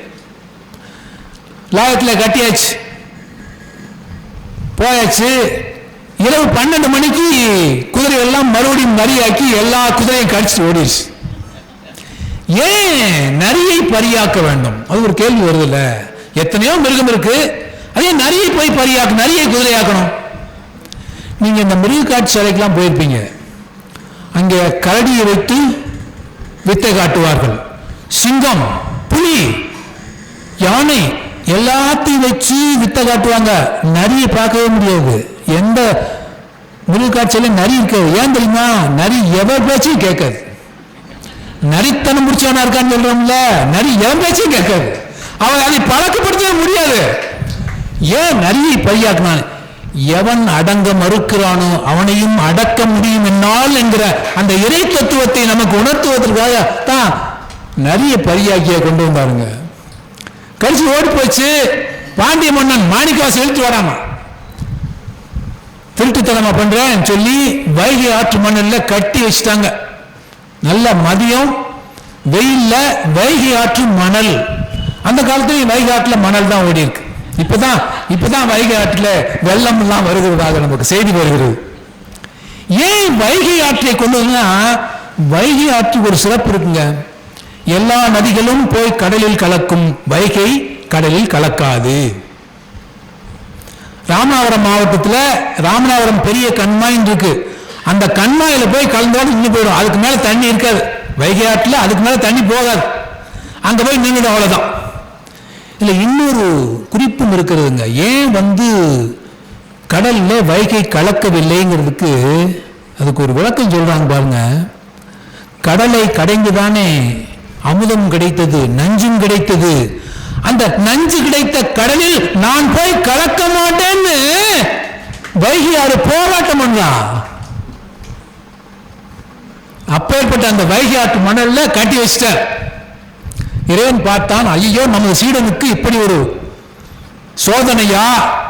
வைகை ஆற்றத்திலே வெள்ளத்தை அனுப்பினான். கரை புரண்டு ஓடுகிறது, கரை உடைச்சிட்டு ஓடுது. கரையை சரி பண்ணுவதற்கு மக்கள் வேணும். உடனே அரசன் ஆணையிட்டான், எல்லோரும் வீட்டுக்கு ஒருத்தர் வந்து கரையை சரி செய்ய வேண்டும். எல்லாரும் வீட்டுக்கு ஒருவர் வந்தார்கள். வந்தி கிழவின்னு ஒருத்தி, அவ தனியாக இருக்கிறாள், யாரும் இல்லை. அவ பங்குக்கு வேலை செய்வதற்கு ஆள் இல்லை. யாராவது வேலைக்கு ஆள் கிடைப்பார்களான்னு பார்த்து கொண்டிருந்த போது இறைவனே ஒரு வேலையாளாக வந்து, யாராவது கூலி கொடுத்தால் நான் வேலை செய்ய தயார் அப்படின்னு சொன்னான். என்ன ஒரு சேட்டை பாருங்க. இன்றைக்கெல்லாம் வேலை செஞ்சு தான் கூலி வாங்குறோம். கூலி கொடுத்தா தான் வேலை செய்வேன்னா எவ்வளவு பெரிய பாருங்க. அன்னைக்கு அப்படி ஒரு நிலைமை. எனக்கு யார் கூலி கொடுக்கிறார்கள் அது வேலை செய்யணும். அந்த வண்டி கிழவி கூப்பிட்டார், பாரு எனக்கு யாரும் இல்லை, எனக்காக நீ வேலை செய்யணும். என்ன கூலி கொடுப்பேன்னா, என்கிட்ட பிட்டு தான் இருக்கு, இந்த பிட்டை எடுத்துட்டு நீ வேலை செய்யணும். சரின்னு போனார். போய் வேலை செஞ்சாரா, தலைவர் கூடை கமுத்திக்கிட்டு இங்கே ஆடுறது அங்கே ஆடுறது. கூடை பார்த்துச்சான். இறைவனுடைய முடியை அடியை பார்க்க முடியாமல் பிரம்மனும் கண்ணனும் அலைந்தார்கள். நமக்கு இறைவன் முடியை பார்க்கறதுக்கு வாய்ப்பு கிடைச்சதே. ஒரு கூடைக்கு எவ்வளவு பெரிய, நீங்க இந்த கூடைன்னு இன்னொரு ஞாபகம் வருங்க. ஒரு ஆள் இந்த மாதிரி திருவாசகத்தை சொற்பொழிவை கேட்க ஒரு வாரமா வந்துட்டே இருந்தார். அவர் மனைவி கேட்டா, திருவாசக சொற்பொழிவை கேட்க போறிய, 7 நாள் ஆச்சு, என்ன கத்துக்கிட்ட திருவாசகத்துல இருந்து? ஒண்ணுமே கத்துக்கலைன்னு உண்மையை சொல்லிட்டார். ஒண்ணுமே தெரியலைன்னார். நீ எல்லாம் திருவாசகம் கிளாஸ் எதுக்கு போற? கூடையில தண்ணி பிடிச்சி வீட்டுக்கு வந்த சேர்ந்த கதையா அப்படின்னு திட்டான். அவர் ஆமா உண்மைதான், நீ சொல்வது உண்மைதான். ஏன்னா மூங்கில் கூடையில தண்ணி எடுத்து வீட்டுக்கு வந்து சேர்த்து நிரப்ப முடியுமா? நான் 7 நாளும் மூங்கில் கூடையில தண்ணீரை எடுத்துக்கொண்டு வீட்டுக்கு வந்தேன், தண்ணி நிரம்பவில்லை. ஆனால் ஒன்று கவனித்தாயா, கூடை சுத்தமாயிருக்கிறது. நான் 7 நாளும் கூடையை தூக்கிட்டு போனேனே, கூடை சுத்தமா, என் மனம் சுத்தமா இருக்கிறது. திருவாசகத்தை நான் கேட்டதால் என் மனம் சுத்தமா இருக்கிறது, என் மனம் அமைதி அடைந்திருக்கிறது. இதுதாங்க திருவாசகத்துக்கு பெருமை. திருவாசகம் எவ்வளவு பெரிய பொக்கிஷத்தை கொண்டிருக்கிறது. இந்த கூடையை தூக்கி அவர் பாட்டுக்கு ஆடி இருந்தாரு. மன்னன் பார்த்தான், ஏன்னா ஒரு ஆளு இங்க இருக்கிறவனே வேலை செய்ய விடாம மேயிற மாட்ட கெடுக்கும்ல, அந்த மாதிரி பண்ணிட்டு இருக்கான். பிறம்பு எடுத்து அடிச்சா ஒரு அடி முதுகுல, சுழி நடிச்சது உலக அண்ட சராசரங்களுக்கும் அடி விழுந்தது. அப்பதான் தெரிஞ்சது, ஆகா ஏதோ தவறு நடந்து விட்டது, வந்திருப்பவன் சாதாரண ஆள் இல்லை. அதை அறிந்து அதற்கு பிறகு அந்த மாணிக்க வாசகரை நீங்க வாங்க மறுபடியும் வந்து அமைச்சராக இருங்கள்னு கேட்டார். வேண்டாம், எனக்கு வேறு நிறைய வேலை இருக்கிறது என்று சொல்லிவிட்டு அங்கிருந்து அப்படியே போய் ஊர் ஊராக சென்று திருவாசகத்தை பாடினார். அப்படிங்கிறது தான் திருவாசகம். கிட்டத்தட்ட 658 பாடல்கள். ஒவ்வொரு ஊரா போய் பாடினார். முதல்ல இந்த சிவபுராணத்தின் சிறப்புல ரொம்ப முக்கியமான சிறப்பு ஒன்று சொல்றேன். 32வது அடி, 32வது வரி, மெய்யே உன் பொன்னடிகள் கண்டு இன்று வீடுற்றேன். மெய்யே உன் பொன்னடிகள் கண்டு இன்று வீடுற்றேன். மாணிக்க வாசகர் உயிரோடு இருக்கும் போது பாடிய பாடல். 39வது சொல்றாரு, மெய்யே இறைவா உன் அடிகளை கண்டு நான் இன்று வீடு பெறுகிறேன். வீடு பேர் எப்ப பெறுவான்? முக்தி அடைகிற போது. அப்போ 32வது வரியில ஏன் இந்த வார்த்தையை வைத்தார் என்றால், 32 வயதிலே மாணிக்க வாசகர் இறைவனிடம் சேர்ந்து விட்டார். இதை தெரிந்து கொண்டதாலோ என்னவோ தீர்க்க தரிசனமாக 32வது வரியில மெய்யே உன் பொன்னடிகள் கண்டு இன்று வீடுற்றேன் எழுதினார். தான் மாணிக்க வாசகர். அது மட்டும் இல்ல, ஒரு இறைவன் எப்படி இருக்கணும் அப்படிங்கிறதுக்கும் அதுல இருக்கு. ஒரு இறைவன் எப்படி இருக்கணும்?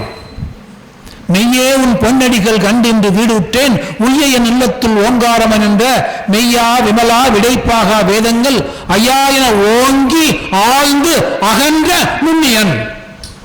ஒரு இறைவன் எப்படி இருப்பான்? ஒரு 4 அடி அகலத்துல, 6 அடி இல்ல 10 அடி உயரத்துல எப்படி இருப்பான்? அதுக்கு மாணிக்க வாசகர் சொல்றாரு, ஓங்கி ஆழ்வார்கள் பாடுவார், உயர் வர உயர்நலம் உடையவன் எவனவன். மார்கழி மாசம், மார்கழி மாசத்துல ஆழ்வார்களை நினைக்காம இருக்க முடியுமா? உயர் வர உயர்நலம் உடையவன் எவனவன், அயர்வரும் மயர்வரும் மதிநலம் அருளினன் எவனவன், அயர்வரும் அமரர்கள் அதிபதி எவனவன், துயரொரு சுடரொடி தொழுதொழு என் மனனே. இறைவன் எப்படி இருப்பானா? ஆழ்வார்கள் பாடுறாங்க, உயரம் நீ 10 அடி 20 அடி இல்ல, உச்சி எவ்வளவு தூரம் உயரத்தில் இருப்பவன் எவனோ அவன்தான் இறைவன். அதே மாதிரி எவ்வளவு ஆழம், நம்ம இன்னும் பூமியை தோண்டி எவ்வளவு ஆழம் இருக்குன்னு கண்டுபிடிக்க முடியல. அறிவியல் இவ்வளவு தூரம் வளர்ந்திருந்தோம் அதை செய்ய முடியல. அதே மாதிரி மாணிக்கவாசகர் பேசுறாரு, மிக உயரத்தில் இருப்பவன், அதே மாதிரி மிக ஆழத்தில் இருப்பவன், அகலமா இருப்பவன், அதே மாதிரி நுண்ணியன், அணுவை பிளந்து 7 கடலை புகுத்தி குறுகத்தரித்த குரல்னு குரலுக்கு ஒரு பாடல் இருக்குல்ல, அணுவை பிளப்பதை பற்றி அன்னைக்கு நம்மால் பேசியிருக்கான். அப்ப ஒரு அணுவை போன்ற மிகச்சிறிய உருவமாகவும், அதே சமயத்தில் மிக அகலமான உருவமாகவும், மிக உயரமான உருவமாகவும் மிக ஆழ்ந்த உருவமாகவும் எவன் இருக்கிறானோ அவன்தான் இறைவன். அப்பேற்பட்ட சிறப்புகளை உடையவன் இறைவன். இந்த மாணிக்கவாசகர் எழுதிய திருவாசகத்தை பாடும்போது நமக்கு கண்ணீர் தாரை தாரையாக வருங்க.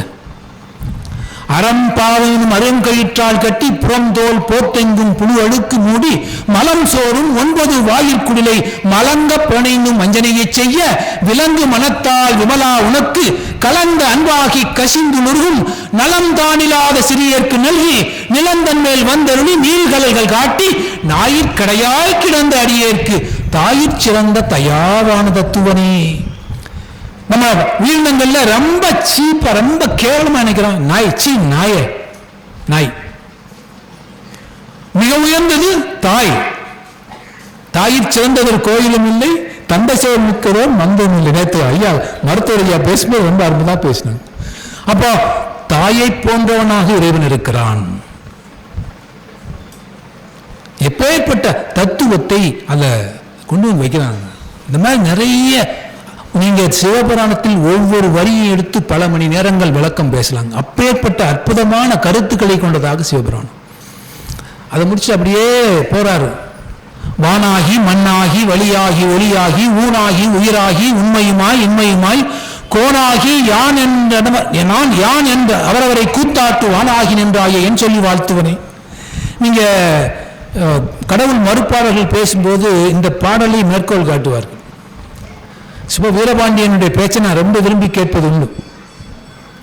ஏன்னா ஆன்மீகத்தை பற்றி நாம் பேசும்போது கடவுள் மறுப்பாளர்கள் என்ன சொல்லுகிறார்கள் கேட்டா தான் அதை உள்வாங்கி நாம பேச முடியும். அதே மாதிரி அவர் என்ன பண்ணுவாருன்னா எங்களை விட அதிகமாக ஆன்மீகத்தை பேசுவார்.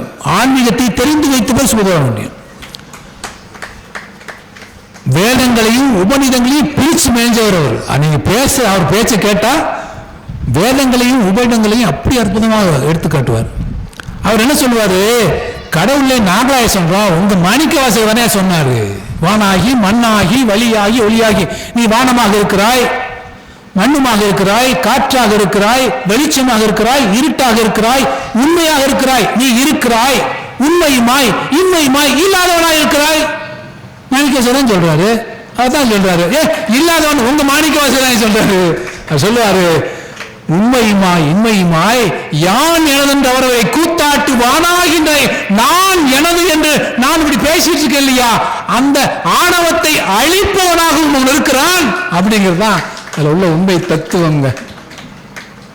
என்னன்னா இருப்ப கடவுள் இருக்கிறான் என்று சொல்பவரிடம் அவரிடம் கடவுள் அருள்பாலிப்பவனாகவும், கடவுள் இல்லை என்று சொல்பவர்களுக்கு அவர்களுக்கும் அருள்பாலிப்பவனாகவும் இறைவன் இருக்கிறான். நீங்க கடவுள் மறுப்பாளர்கள்லாம் என்ன கெட்டு போயிட்டாங்க, நல்லா இருக்காங்கல்ல, ஏன்னா அவர்களுக்கு ஏதோ ஒரு அருள் இருக்கிறதாலே பொருள்.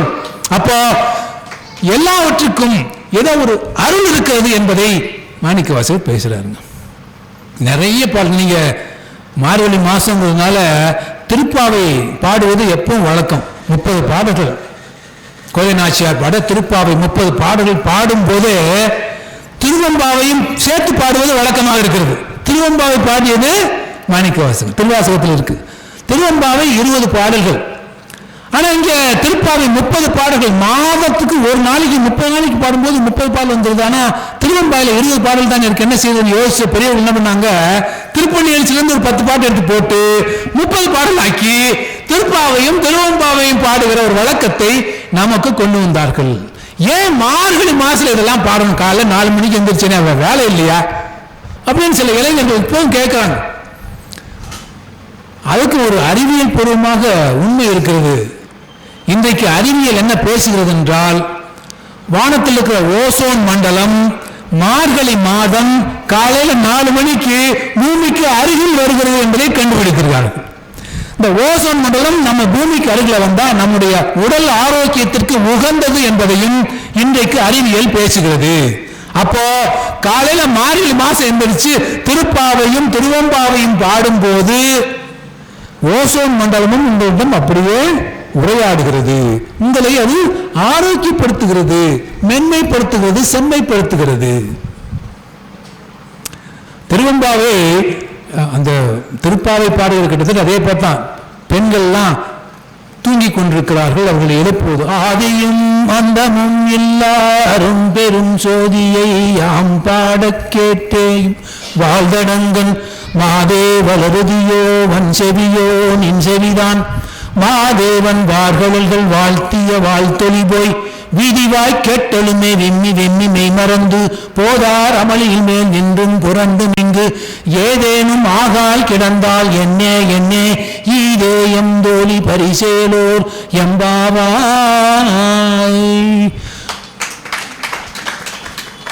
பாதாளம் கீழினும் கீழ் பாதமுதற் போதார் முனை முடிவு எல்லா பொருள் முடிவே வேத முதல் விண்ணோரும் மண்ணும் துதித்தாலும் ஓத உளவா ஒருதோழன் வெண்டருடன் கோதில் குலத்தரண்டன் கோயிற்பினா பிள்ளைகால் ஏதவனூர் ஏதவன் பேர் அருற்றார் ஆரையலார் ஏதவனை பாடும் பரிசேலோர் எம்பாவாய்னு எப்படி பாடல்கள் பாடி நம்மை அப்படியே வேறொரு உலகத்துக்கு கொண்டு போகிற பாடல்களாக திருவாசகம் இருக்குங்க. அது மட்டும் இல்லைங்க, நேற்று மருத்துவர் நீங்க ஐயா சேர்லாதன் பேசும்போது சொன்னார், கம்பன் கலைக்கூடத்தில் தமிழுக்கு இதை இன்னும் ஒரு படி மேலே போகணும் அப்படின்னு சொல்லி நாங்கள் அதை தொடர்ந்து செய்து கொண்டிருக்கிறோம். சேர்லாதனுக்கு நாங்கள் ஒரு வேண்டுகோள் வைக்கிறோம், நீங்கள் ஒரு நாள் எங்களுடைய நிகழ்ச்சிக்கு வாருங்கள். ஐயா கம்பராமாயணத்தை பேசுவார், நான் திருவாசகம் திருமந்திரம் தேவாரம் பேசுவேன். சந்திரபிரியா அவர்கள் நாட்டு நடவு பேசுவாங்க. இன்னும் ஒவ்வொரு நம்ம சோமசுந்தரம் ஒவ்வொரு இன்றைய நிலையில என்ன தேவை அப்படிங்கிறத பற்றி அற்புதமாக பேசுகிறார்கள். கிட்டத்தட்ட 15-20 பேர் பேசுவார்கள். ஒவ்வொருவரும் ஒரு புதிய கருத்தை கொண்டு வந்து பேசி தமிழுக்கு சிறப்பு சேர்க்கிறார்கள் என்பது கம்பன் கலைக்கூடத்தினுடைய மிகப்பெரிய சிறப்புங்க. கம்பன் கலைக்கூடம் வெறும் கம்பனை மட்டும் பேசுவதல்ல, கம்பராமாயணத்தை மட்டுமல்ல, ஏழை குழந்தைகள் அரசு மாணவர்களை அழைத்து வந்து அவர்கள் பள்ளிக்கூடத்தில் முதலிடம் பெற்றவர்களுக்கு நாங்கள் ஆதரவு தருகிறோம். இந்த மாதிரி நிறைய நல்ல செயல்களை செய்து கொண்டிருக்கிறோம். நீங்களும் வந்தீங்கன்னா தமிழை வளர்ப்பதில் கம்பன் கலைக்கூடம் முன்னிருக்கிறது அப்படிங்கிறத எங்களுக்கு பெருமை. அற்புதமான ஐயா வந்து நீங்க கம்பராமாயணம் நான்லாம் சாதாரண பேசுறேன், ஐயா கம்பராமாயணத்தை அப்படியே ராகமாக பாடுவார். அதுதான் அவரோட சிறப்புங்க.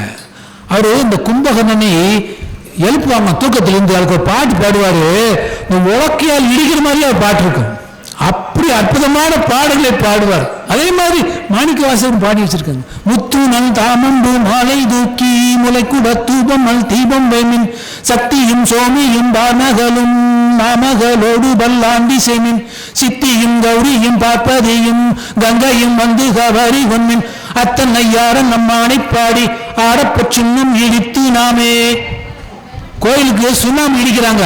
சுண்ணாம்பு இடிப்பது எப்படி ராகத்தோடு பாடுகிறார்கள் அப்படிங்கிறதையும் ஒவ்வொரு பாடலையும் மாணிக்கவாசகர் அப்படி அற்புதமாக எழுதி வச்சிருக்காருங்க.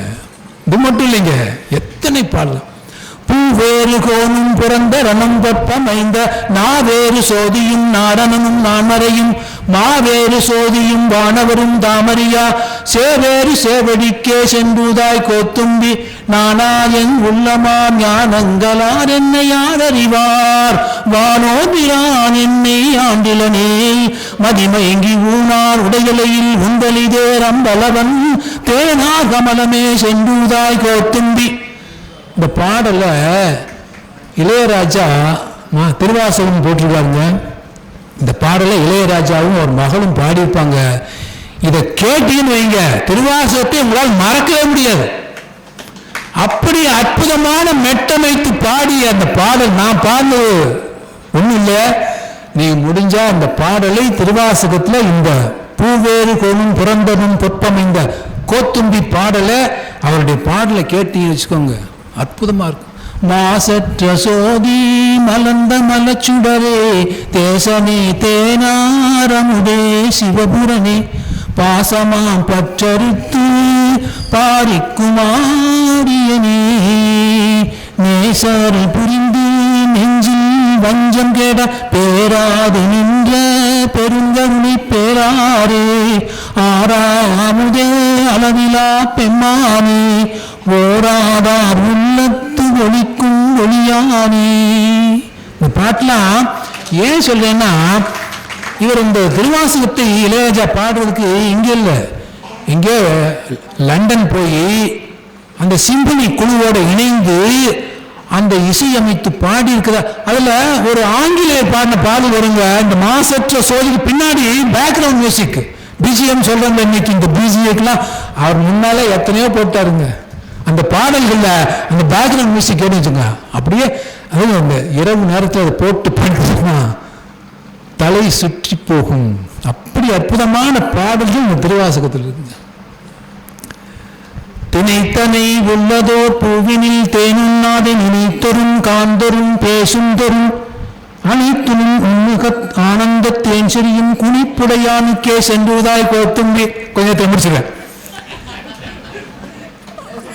கோத்தும்பி பாடல் வைத்த நிதி பெண்டீர் மக்கள் குலம் கல்வி எனும் பித்த உலகிற் பிறப்போடு இறப்பென்னும் சித்த விகார கலக்கம் தெளிவித்த வித்தக தேவர்கோ சென்றுவதாய் கோத்தும்பி. என்ன சொல்றாரு? இன்னைக்கு நமக்கு ரொம்ப முக்கியமான பாட்டு. வைத்த நிதி பெண்டீர். வைத்த நிதி என்ன தெரியுமா? இந்த பைனான்ஸ்காரெல்லாம் அதிக வட்டி கொடுத்து ஏமாத்திட்டு போறான்ல, ஏமாந்து போயிடாதீங்க. மாணிக்கவாசு நீங்க அந்த அதிக வட்டி கொடுக்கறதா சொல்ல அந்த பைனான்ஸ் நீங்க போய் பணம் போட்டீங்கன்னு வச்சுக்கோங்க. முதல்ல என்ன கொடுப்பான் தெரியுமா? கீதாச்சாரம் ஒரு புத்தகம் கொடுப்பான். பாத்தீங்களா? கீதாச்சாரம். அதை முதல்ல படிச்சுக்காவே தெரிஞ்சு போயிடும்.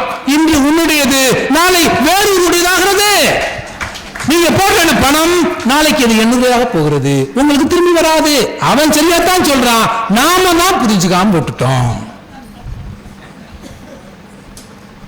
இது கோத்தும்பி பாடல். கோத்தும்பி பாடல்னா, கோத்தும்பினா ராஜ வண்டு. வண்டுவை தூது அனுப்புறாரு மாணிக்கவாசகர். தூது அனுப்பி, நீ எனக்கு பூ பூவா போய் தேனை தேடிக் கொண்டிருக்கிறாய், இறைவன் திருவடியை போய் பார், உனக்கு வேண்டிய தேன் கிடைக்கும் அப்படிங்கிறதான் கோத்தும்பி பாடல்ங்க. இது போக உம்பகற்கரசே ஒளிவரமைந்த யோகமே ஊற்ற ஏந்தனக்கு வம்பன பழுத்தன் குடிமுழுதாண்டு வாழ்வர வாழ்வித்த மருந்தே செம்பொரு துணிவே சிறுடை கல்லே செல்வமே சிவபெருமானே எம்பொரு புண்ணே சிக்கன பிடித்தேன் எங்களும் தல்வதனியே. உன்னை சிக்கன் பிடிச்சிருக்கேன், என்னை விட்டுறாதப்பா. அம்மையே அப்பா ஒப்பிலாமணியே அன்பினில் விளைந்த ஆரமுதே பொய்மையே பெருக்கி பொழுதினை சுருக்கும் புழுத்தலை புலையலேந்தனக்கு செம்மையே ஆத சிவபரம் அளித்த செல்வமே சிவபெருமானே இம்மையே உன்னை சிக்கன பிடித்தேன் எங்களும் தருவதினியே. பால் நினைந்தூட்டும் தாயனும் சாலப்பறிந்து நீ பாவியனுடைய உனினை உருக்கி உள்ளொளி பெருக்கி உலப்பிலா ஆனந்தமாய தெனினை சொரிந்து புறம் புறம் தெரிந்த செல்வமே சிவபெருமானே யானுனை தொடர்ந்து சிக்கன பிடித்தேன் எங்களும் தருவதினியே. சரி, அதாவது இறைவனை போய் பற்றி கொண்டால் நம்முடைய பாவம் விலகுங்கிறது மட்டும் இல்லைங்க, நம்முடைய மனம் செம்மைப்படும். இதுதான் கஷ்டமா இருக்குது, துன்பமாக இருக்கு. நிறைய என்ன செய்யறான்னு, நம்ம பிரச்சனை வந்து போது ஐயோ நான் கோயிலுக்கு கோயிலா போனே இப்படி பிரச்சனை வந்து நிக்குது, சாமியை கோவிச்சுக்கிறோம். அப்படி இல்லை, நீங்க சிவன் சரி, சிவனடியார்களையும் சிவன் சோதித்த மாதிரி எந்த கடவுளும் சோதித்ததாக வரலாறே இல்லை.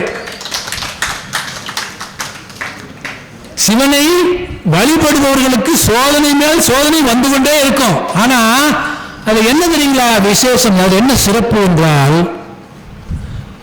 இந்த சோதனையை இவர்களிடம் கொடுத்தால் இவர்களால் தான் தாங்க முடியும் என்பதை இறைவன் உணர்ந்திருக்கிறான். அதனால உங்களுக்கு கொடுக்கிறான். இன்னொரு கொடுத்தா அப்படியே மண்டே போட்டுவான். ஆனால் உங்களுக்கு அதை கொடுத்தால் நீங்கள் இருந்து சமாளித்து வெளியில வர முடியுங்கிற தைரியம் உங்களுக்கு இருக்கிறது என்பதை இறைவன் உணர்ந்திருக்கிறான். அதனால தான் கொடுக்கிறான். இது மட்டும் இல்லைங்க, இன்னொன்றும் இருக்கிறது. சிவன் உங்களுக்கு சோதனையை கொடுக்கிறான் என்றால் என்ன காரணம் தெரியுமா? இந்த சோதனையிலிருந்து மீண்டு உங்களுடைய திறமையை இந்த உலகத்திற்கு வெளிக்கொள்வதற்காக அது ஒரு வாய்ப்பாக நீங்கள் பயன்படுத்த முடியும் என்பதை சிவன் உணர்ந்திருக்கிறான். நீங்க எத்தனை பேர்களுங்க, நிறைய பேர் தங்களுடைய பிரச்சனைகளை சமாளித்து வெளியே வரும்போது அவங்களுக்கு இந்த பிரச்சனை எப்படி வெளியே பத்தியா இன்னைக்கு எப்படி இருக்கிறேன். அதாங்க இன்னைக்கும் நீங்க உளவியலாளர் என்ன சொல்றாங்க தெரியுங்களா? நீங்க மகிழ்ச்சியா இருக்குன்னா ஒன்னையும் செய்யணும். என்ன செய்யணும் தெரியுமா? இப்படி கையை தூக்கணும். எஸ், இதைத்தான் யோசிச்சுதான். நீங்க மகிழ்ச்சியா இருக்கும், yes I can, yes I can, என்னால் முடியும், இந்த ஒரு வார்த்தை உங்கள் தாரக மந்திரமாக மாற்றிக் கொள்ளுங்கள். இறைவன் என்னுடன் இருக்கிறான், என்னால் மாற்ற முடியும், இதுவும் கடந்து போகும் என்கிற அந்த சொல்லை உங்கள் மனதில் வைத்துக் கொள்ளுங்கள், நீங்கள் உயரலாம். கடைசியா ஒரே ஒரு பாடலோடு முடிச்சிருங்க. உற்றாரை யான் வேண்டேன் ஊர் வேண்டேன், கற்றாரை யான் வேண்டேன் கற்பனவும் இனியமையும், குற்றாலத் தமுந்தரையும் கூத்தாவும் குறைகளுக்கே கற்றாவின் மனம் போல கசிந்துருக வேண்டுவனே. என்ன பாடுறாரு? எனக்கு உற்றார் வேண்டாம், சொந்தக்காரன் வேண்டாம், உறவினர்கள் வேண்டாம், ஊர் வேண்டாம், பேர் வேண்டாம். உற்றாரை யான் வேண்டேன் ஊர் வேண்டேன், கற்றாரை படிச்சவன் கூட வேண்டாம். ஏன்னா படிச்சவன் தான் பாட்டை கெடுத்தா, எழுதினவன் ஏட்டை கெடுத்தாங்க சொல்ற இருக்குது. வேண்டாம். எனக்கு என்ன வேணுங்கிற தெரியுமா? கற்றாவின் மனம் போல, குற்றால தமுந்தரையும் கூத்தா, குற்றாலத்தில் இருக்கிற குற்றால பெருமாளே எனக்கு என்ன செய்ய தெரியுமா? கற்றாவின் மனம், ஒரு பசுமாட்டின் மனதை எனக்கு கொடுங்கிறார். என்னைய பசுமாட்டின் மனத்தை கொடுங்கிறது என்ன அர்த்தம்? ஏன் பசுமாட்டை கேட்கிறாரு? அதுக்கு ஒரு காரணம் இருக்குங்க. பசு தன் கன்றுக்கு ஏதாவது தீங்கு ஏற்பட்டால் அது மாதிரி போராடுறதுக்கு உலகத்தில் வேற எதுவும் இல்லை. மண்ணியை சொல்ல ஆராய்ச்சி மணி அடிச்சுட, தன் கண்டை இழந்த பசு போய் அடிச்சுடு, நியாயம் கடிச்சு. அது உண்மையில பார்த்தா மண்ணின் தவறே இல்லை. நான் அதுக்கு சட்டப்பூர்வமா உங்களுக்கு விளக்கம் சொல்றேன். ராஜபாட்டு ராஜ வீதியிலே தேர் ஓடுகிறது. தேரை ஓட்டுபவன் தேரோட்டி, அரசெல்லாம் குமரன் இல்ல, இளவரசன் இல்லை. இளவரசன் உள்ளே உட்கார்ந்து கொண்டிருக்கிறான், தேரை ஓட்டுகிறான். தேர் ராஜ வீதியில் ஓடுகிறது. தேரில் மணி ஒலிக்கிறது, ஹார்ன் அடிக்குது. இன்னைக்கு உள்ள காரோட நீங்க கற்பனை செய்து கொள்ளுங்கள். காரை ஓட்டுபவன் ஓட்டுநர், காருக்கு சொந்தக்காரன் பக்கத்தில் உட்கார்ந்து இருக்கிறான். காரை ஹார்ன் அடிச்சே ஓட்டுறாரு. கார் எங்க ஓடுது? ஈஸ்ட் கோஸ்ட் ரோட்ல, ஈசிஆர் ரோட்ல ஓடுது. ராஜ வீதியில் ஓடுகிறது, மணி அளித்துக் கொண்டே போகிறது. கன்று எங்கிருந்து வருது? எங்கிருந்தோ ஓடி வந்த கன்று. நீங்க கன்றை பத்தி நல்லா உங்களுக்கு புதுசா கண்ணு போட்டவங்களுக்கு தெரியும். இங்க ஒரு கால் வைக்கும், 10 அடி தள்ளி இன்னொரு கால் வைக்கும். அது குதிக்கிறது, விளையாட்டு. கன்று குதித்து குதித்து விளையாடுகிறது. எங்கோ போய் கொண்டது கன்று ஓடி வந்து தேர்காலில் விழுந்து இறந்து போகிறது. இது இன்றைய சட்டப்படி தவறில்லை. இன்னைக்கு நாங்க டிரைவர் ஓட்டிட்டு போய் ஒருத்தர் அடிச்சு அவர் இறந்து போய்விட்டால் section 304A 304A causing death by negligence, அஜாக்கிரதையாக ஓடி போய் இறப்பு ஏற்படுத்திய குற்றத்திற்காக எனக்கு தண்டனை. என்ன தண்டனை? 6 மாசம் ஜெயில். அது நிரூபிக்கப்பட்டால், அதுவும் இல்லை இப்போ சமயங்களில் ஃபைன் கட்டிட்டு போயிடலாம். ஏன்னா வைக்கேரியஸ் லைபிலிட்டி. அவர் ஓட்டினாரு, நான் உட்கார்ந்தா இருந்தேன், அவர் ஓட்டினவருமே தப்பு இல்லை அப்படின்னு போயிடும். ஆனா அன்றைக்கு தேதியில் எப்படி மன்னவன் கூப்பிட்டான், ஏன் பசு அழுகிறது? இளவரசர் போன தேர் கன்றை கொண்டு விட்டது, இளவரசர் அழைத்துவா. எதுவுமே கேட்கல. அப்ப அமைச்சர் சொல்றார், ஐயா இதுக்கு தான் பரிகாரம் செய்யலாம். நம்ம பசுவுக்கு நம்ம கொட்டத்திலே கட்டி அவருக்கு 1 வருஷத்துக்கு எல்லாம் சகல வசதிகளையும் செய்து கொடுத்து விடலாம், வேற பிரச்சனை இல்லை. மன்னன் கேட்டான், இந்த கன்று அழுகிறத, கண்ணில் கண்ணீர் வழிகிறத, இதுக்கு எப்படி பதில் சொல்ல போறேன்னு அமைச்சரால் பேச முடியல. இந்த கன்றை இழந்த பசுவின் கண்ணீரை துடைப்பதற்கு ஒரே ஒரு வழிதான் இருக்கிறது. என்ன வழி என்றால், என் மகனை தேர்காலிட்டு கொள்ள வேண்டும். கும்பிட்டான். செய்யாத தவறுக்காக நீதி என்று ஒன்று இருக்கிறது, நியாயம் ஒன்று இருக்கிறது. நீதி வேண்டுமானால் தவறு என்றுக்கலாம், நியாயம் என்று இருக்கிறது. இந்த நியாயத்தின்படி என் மகன் செய்தது தவறு என்று அந்த முடிவு எடுக்கப்பட்டது. அப்போ கற்றாவின் மனம் போல கசிந்திருக்க வேண்டும். என்னுடைய மனம் எப்படின்னா, என் கன்றுக்கு ஏதாவது ஒரு பிரச்சனைனா அதை எதிர்த்து போராடக்கூடிய மனமும், அதே சமயத்தில் என் கன்றிருந்தும் நான் எந்த உதவியும் எதிர்பார்ப்பதில்லை. பசு போய் எனக்கு சோறு போடு அப்படின்னு சொல்லுதா? இல்லை. இதுல இன்னொரு செய்தியும் அடங்கி இருக்கிறது. இதை எல்லாரும் நிறைந்த சபையில சொல்லுகிறேன். ஏன்னா நிறைய பேர் பெரியவர்கள் வந்திருக்கிறீர்கள், உங்களுக்கு சொத்து சுகம்லாம் இருக்கும். இந்த சொத்துக்களை உங்கள் மகன் மகள் கேட்கிறார்கள் என்று நிறைய பேர் தான செட்டில்மெண்ட் எழுதி கொடுத்துட்றாங்க. இன்றைக்கு நிறைய நடக்கிறது. ஒரு தான் தான செட்டில்மெண்ட் எழுதி கொடுத்தாச்சுன்னா அதை ஒருபோதும் ரத்து செய்ய முடியாது. தன் மகன் மேலும் மகள் மேலும் பாசத்தை கொட்டி வைத்திருக்கும் பெற்றோர்கள் தயவு செய்து இந்த தவறை செய்யாதீர்கள். ஏன்னா அதை ஒருபோதும் பண்ண முடியாது. அதுக்கு ஒரே ஒரு வழி இருக்கு. என்னன்னா, தான செட்டில்மெண்ட் எழுதும் போதே என்னை கவனித்துக் கொள்ள வேண்டிய பொறுப்பு இருக்கிறது, என்னை ஒருவேளை கவனித்துக் கொள்ள தவறிவிட்டால் இந்த தான செல் பத்திரத்தை ரத்து செய்யும் அதிகாரம் எனக்கு இருக்கிறதுன்னு எழுதணும். அப்படி எழுதலைன்னா அதை ரத்து செய்ய முடியாது. ஆனால் பெரும்பாலும் நீங்க பத்திரம் எழுதுறவங்க போய் சொன்னா எழுத மாட்டாங்க. அதனால்தான் சொல்றேன், சொத்து இருந்தா சொத்தை நீங்கள் வைத்துக் கொள்ளுங்கள், வேண்டுமானால் உயில் எழுதி வையுங்கள். ஏன்னா மகனும் மகளும் நல்லா கவனிச்சுக்கிறாங்க, அவங்களுக்கு தான் போகணும்னா உங்களுக்கு வேண்டப்பட்டவர்களுக்கு உயில் எழுதுங்கள். ஒருபோதும் இதை எழுதாதீங்க. ஏன்னா பாசம் உங்களை கண்களை மறைக்க கூடாது. பசு தன்னிடம் கண்டிடம் எந்த உதவியை எதிர்பார்ப்பதில்லை. நீங்களும் உங்கள் மகளிடம் எந்த உதவியை எதிர்பார்க்காதீர்கள். பாசத்தை காட்டுங்கள், பாசத்தை பெறுங்கள், ஆனால் உதவியை ஒருபோதும் எதிர்பார்க்காதீர்கள். உதவியை எதிர்பார்த்து ஏமாந்து போவது நீங்கள் தான். அதைத்தான் மாணிக்க வாசகர் கற்றாவின் மனம் போல கசிந்துருவேன இந்த செய்தியை நான் உங்களிடம் தெரிவிக்க நிறைய பேர்கிட்ட வந்து ஐயோ இப்படி ஆகிப்போச்சு. இப்போ இந்த பெரியவர்களுக்கான ஒரு சட்டம்லாம் இருக்கு. கலெக்டர்கிட்ட போய் மனு கொடுத்தா அதை ரத்து பண்ணலாம், முடியல. அந்த வாசகம் அந்த பத்திரத்தில் எழுதியிருந்தால் மட்டுமே ரத்து செய்ய முடியும், இல்லை என்றால் ஒருபோதும் அதை ரத்து செய்ய முடியாது. அதை மனசில் வச்சுக்கோங்க.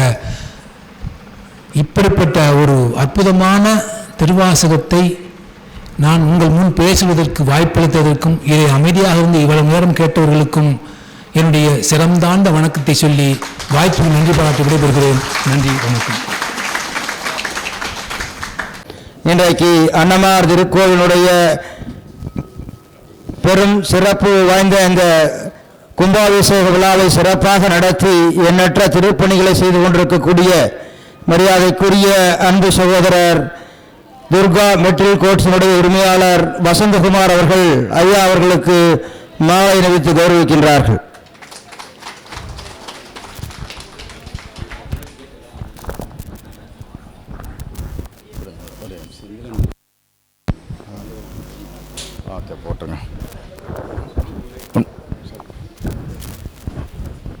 உண்மையிலேயே நேற்றைக்கு துவங்கிய இந்த இதை முடிச்சுட்டு பேசிக்கலாமா? ரைட்டு. அன்புக்குரிய வரவேற்புரையாற்றிய பெருமரியாதைக்குரிய அண்ணன் குழந்தைவேலன் அவர்களை முன்னிலை பொறுப்பை ஏற்ற அண்ணன் குழந்தைவேலன் அவர்களுக்கு அன்புக்குரிய திருக்கோயிலினுடைய அரங்காவலர் சகோதரர் வசந்தகுமார் அவர்கள் போடுங்க.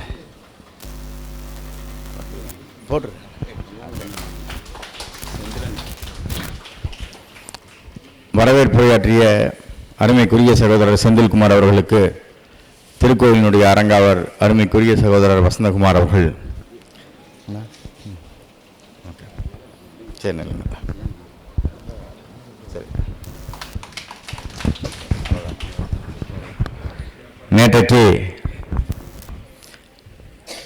நேற்றையிலிருந்து துவங்கி இருக்கக்கூடிய இந்த பக்தி சொற்பொழிவு நிகழ்ச்சியானது உண்மையிலேயே ஒரு பெரிய மகிழ்ச்சியும் இந்த திருக்கோயிலுக்கு பெரிய எழுச்சியும் கொடுத்திருக்கிறது. இவ்வளவு அருமையான பாடல்கள் திருவாசகத்திலே இருக்கிறது என்பதை எங்களுக்கெல்லாம் இந்த நேரத்திலே இப்படி கேட்கிற போதுதான் ஒரு பெரிய மகிழ்ச்சி. நான் நேற்றைக்கே சொன்னேன், டாக்டர் வந்திருக்கேன், நேற்றைக்கு சொல்லுகிற போது சொன்னேன், நடந்து கொண்டிருக்கக்கூடிய இந்த நிகழ்ச்சிகள் இன்றைக்கு சாதாரணமாக தெரியும். ஆனால் இதை ஒரு 25 ஆண்டு காலம் கழித்து பெரிய நிகழ்ச்சிகள் நடக்கிற போது அந்த நிகழ்ச்சிக்கு இவைகள்தான் துவக்க புள்ளியாக அமைந்திருக்கிறது என்பதை எண்ணி பார்க்கிற போது அன்றைக்கு இவர்களை எல்லாம் நாம் சிந்தித்து பார்ப்போம். பின்னால் வரக்கூடிய தலைமுறைக்கு ஒரு நல்ல தலைமுறையாக உருவாவதற்கு இது மிகப்பெரிய பெரிய முயற்சி எடுத்திருக்கிறோம் என்பதை இந்த நேரத்திலே நன்றி புகழ்ந்து கம்பன் கலைக்கூடத்தாருக்கு உண்மையிலேயே மகிழ்ச்சியை சொல்லிக்கொள்ள கடமைப்பட்டிருக்கிறோம். இவ்வளவு அருமையான சொற்பொழிவுகள் என்பது நமது ஊரில் கேட்டு நிறைய வருடங்கள் ஆகிறது. இன்னும் சொல்ல போனால் எங்களை போன்றவர்கள்லாம் கேட்டதே இல்லை. நேற்றைக்கு கூட மருத்துவர் பேசி கொண்டிருந்து விட்டு ஜடாயு மோட்சத்தை பற்றி முடிச்சிட்டார். பக்கத்தில் உட்கார்ந்த நிமிஷம் அடித்து டாக்டர் சீக்கிரமாக முடிச்சிட்டாருன்னு 1 மணி நேரத்திற்கு மேல் பேசியது. அப்படி நேரம் போனது தெரியாத அளவுக்கு இன்றைக்கு சினிமா படத்தில் 10 நிமிடத்திற்கு ஒரு முறை ஒரு நகைச்சுவை காட்சியோ சண்டை காட்சியோ இல்லைன்னா எந்திரிச்சு வெளியில் பப்ஸ் திங்க போயிடுவான். ஆனால் வந்தார். ஆமாம், மருத்துவரும் அப்படித்தான் 20 நிமிடங்கள் மட்டும்தான் பேச வேண்டும் என்று வந்துவிட்டு நேற்றைக்கு மருத்துவர் அம்மா சொன்னாங்க அவருக்கு தொண்டை வலியாக இருந்தது, அதனால் ஒரு 20 நிமிடம் மட்டும் பேசிவிட்டு மீதியை அவருடைய அக்கா மகள் வந்து பேசுவார்னு சொல்லிட்டு போயிருந்தாங்க. ஆனால் நீங்கள் கேட்டு ரசித்ததை பார்த்து அவர் 1 மணி நேரத்திற்கு மேல் பேசினார் என்று சொன்னால் உண்மையிலே ஒரு பெரிய மகிழ்ச்சி. பேச பேச அன்புக்குரிய ஆசிரியர் சிவகுமார் அவர்கள் அவரிடத்திலே போய் காதலை சொன்னார். அவரும் வாட்சை பார்த்தார். நாங்கள் பார்த்த கூட்டங்கள்ல எல்லாம் எதிரே உட்கார்ந்துருக்கவங்க தான் வாட்சை பார்ப்போம். அடிக்கொருக்கா அப்போ எப்போ தயா முடிப்பார் இவருன்னு பார்ப்போம். இன்னும் சில பேர் பேச்சாளர்கள் மேலே ரொம்ப பாசமாக போய் தண்ணி குடிப்போம். ஆனால் அவங்களுக்கு தண்ணி கேட்கவே மாட்டார். இருந்தாலுமே அப்படி தண்ணி கொண்டு வந்து கொடுப்பாங்க.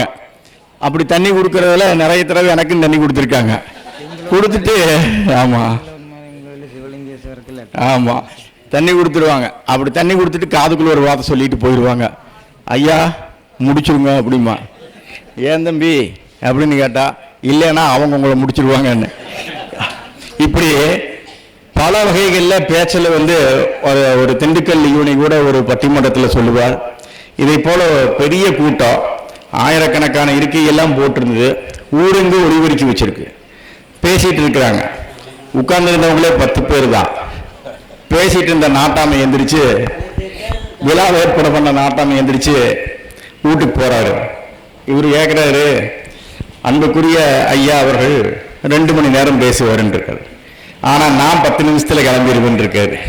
அவர் சொல்லியிருக்காரு, நீங்க கிளம்பிட்டீங்கன்னா ஆரியா கேட்கறதுன்னாங்க. அதெல்லாம் ஊரெல்லாம் மைக் செட்டு கட்டி இருக்குது, நாங்க வீட்டுல இருந்தே கேட்டுக்குவோம் நேரமா. அப்போ அதுக்கு திண்டுக்கல் யூனி சொன்னாரு, ஐயா நீங்கெல்லாம் வீட்டை போய் படுத்துட்டேன்னா நான் மண்ணை பார்த்தா பேசுறதுன்னு கேட்பான். மக்களை பார்த்து பேச வந்த நானும் மண்ணை பார்த்து பேசுறதான்னு திண்டுக்கல் யூனி நகைச்சுவைக்கு சொன்னாரு. ஆனால் இவர் பேசுகிற தொடங்குகிற போது மண்ணை பார்த்து தான் பேசிக்கொண்டிருந்தார். ஏனென்றால் 4 பேர் தான் இருந்தோம். அடிக்கொருக்கா கம்பன் கலைக்கூடத்தினுடைய செயலாளர்கிட்ட சொன்னோம், நேற்று சண்டைங்க வந்துட்டாங்க, இன்னைக்கு கொஞ்சம் வேலையா இருப்பாங்க, வரமாட்டோம் அப்படின்னு நினைக்கிறேங்கன்னு நாங்கள் சொல்லிட்டே இருந்தோம். என்னன்னு கேட்டீங்கன்னா, பேசுகிற போது வெறும் நாற்காலிகளை பேச தொடங்கியவர் அதற்கு பிறகு நாற்காலிகளில் போக மீதியும் நின்று கொண்டிருக்கிறார்கள் என்று சொன்னால் உண்மையிலேயே இவர் நேரத்தை பார்த்தபோது எங்களுக்கு மிகப்பெரிய ஒரு வருத்தமாக இருந்தது. ஆசிரியர் இடத்துல சொன்னேன், ஏன்னா முடிக்க சொன்னீங்கன்னு சொன்னேன். இல்லை முடிச்சிடாதீங்கன்னு சொல்லி சொன்னேன். அதனால் ஆமாங்க, அதாவது எந்த விதமான இதுவும் இல்லை, நீங்க தாராளமாக தொடங்கலாம் என்று சொல்லக்கூடிய அளவுக்கு இருக்கிறது. உண்மையிலே ஒரு பெரிய மகிழ்ச்சி. இப்படி கேட்கக்கூடியவர்கள் செவிக்கு உணவு இல்லாத போது சிறிது வயிற்றுக்கும் எய்யப்படும் என்று சொல்லுவார்கள். டாக்டர் அதே போல இது இன்னும் சொல்ல போனால் இன்னும் பெரிய சொற்பொழிவாளர்கள் எல்லாம் வர இருக்கிறார்கள். இதை போல நீங்களும் கேட்டு ரசிக்க வேண்டும் என்று இந்த நேரத்தில் சொல்லி இந்த நல்ல நிகழ்ச்சியை ஏற்பாடு செய்து கொடுத்த அருமைக்குரிய சகோதரர் வசந்தகுமார் அவர்களுக்கும் கம்பன் கலைக்கூடத்தாருக்கும் அதே போல அவரிடத்திலே நான் வைத்த வேண்டுகோளுக்கு சரியான பதிலடி கொடுத்தார். ஏனென்றால் மருத்துவர் தொடர்ச்சியாக அழைத்துக் கொண்டிருக்கிறார். கம்பன் கொலைக்கூடத்துக்கு வர வேண்டும் என்று 2-3 முறைக்கு மேல் எனக்கு மருத்துவர் அழைப்பு விடுத்தும் நான் போகவில்லை. ஏனென்றால் நமக்கு தெரிஞ்ச 2-3 வச்சு ஓட்டிட்டு இருக்கிறோம். அங்க போய் சிக்கக்கூடாதுங்கிறதுக்காக தான் போறதில்லையே தவிர, இருந்தாலும் கூட சொல்லுகின்றேன், நிச்சயமாக கம்பன் கலைக்கூடத்தாருக்கு இன்றைக்கு இதயபூர்வமான வாழ்த்துக்களையும் நன்றிகளையும் தெரிவித்துக் கொள்கின்றோம். வருகின்றிருக்கக்கூடிய மருத்துவர் பெரிய மரியாதைக்குரிய அம்மா லட்சுமி அம்மா அவர்களை மேடைக்கு வருமாறு அன்போடு அழைக்கின்றோம். அவருக்கு அன்புக்குரிய அண்ணன் குழந்தைவேலன் அவர்கள், இந்த மாமன்ற உறுப்பினர் திருமதி கீதா சரலான் அவர்கள் மாலை அணிவித்து கௌரவிப்பார்.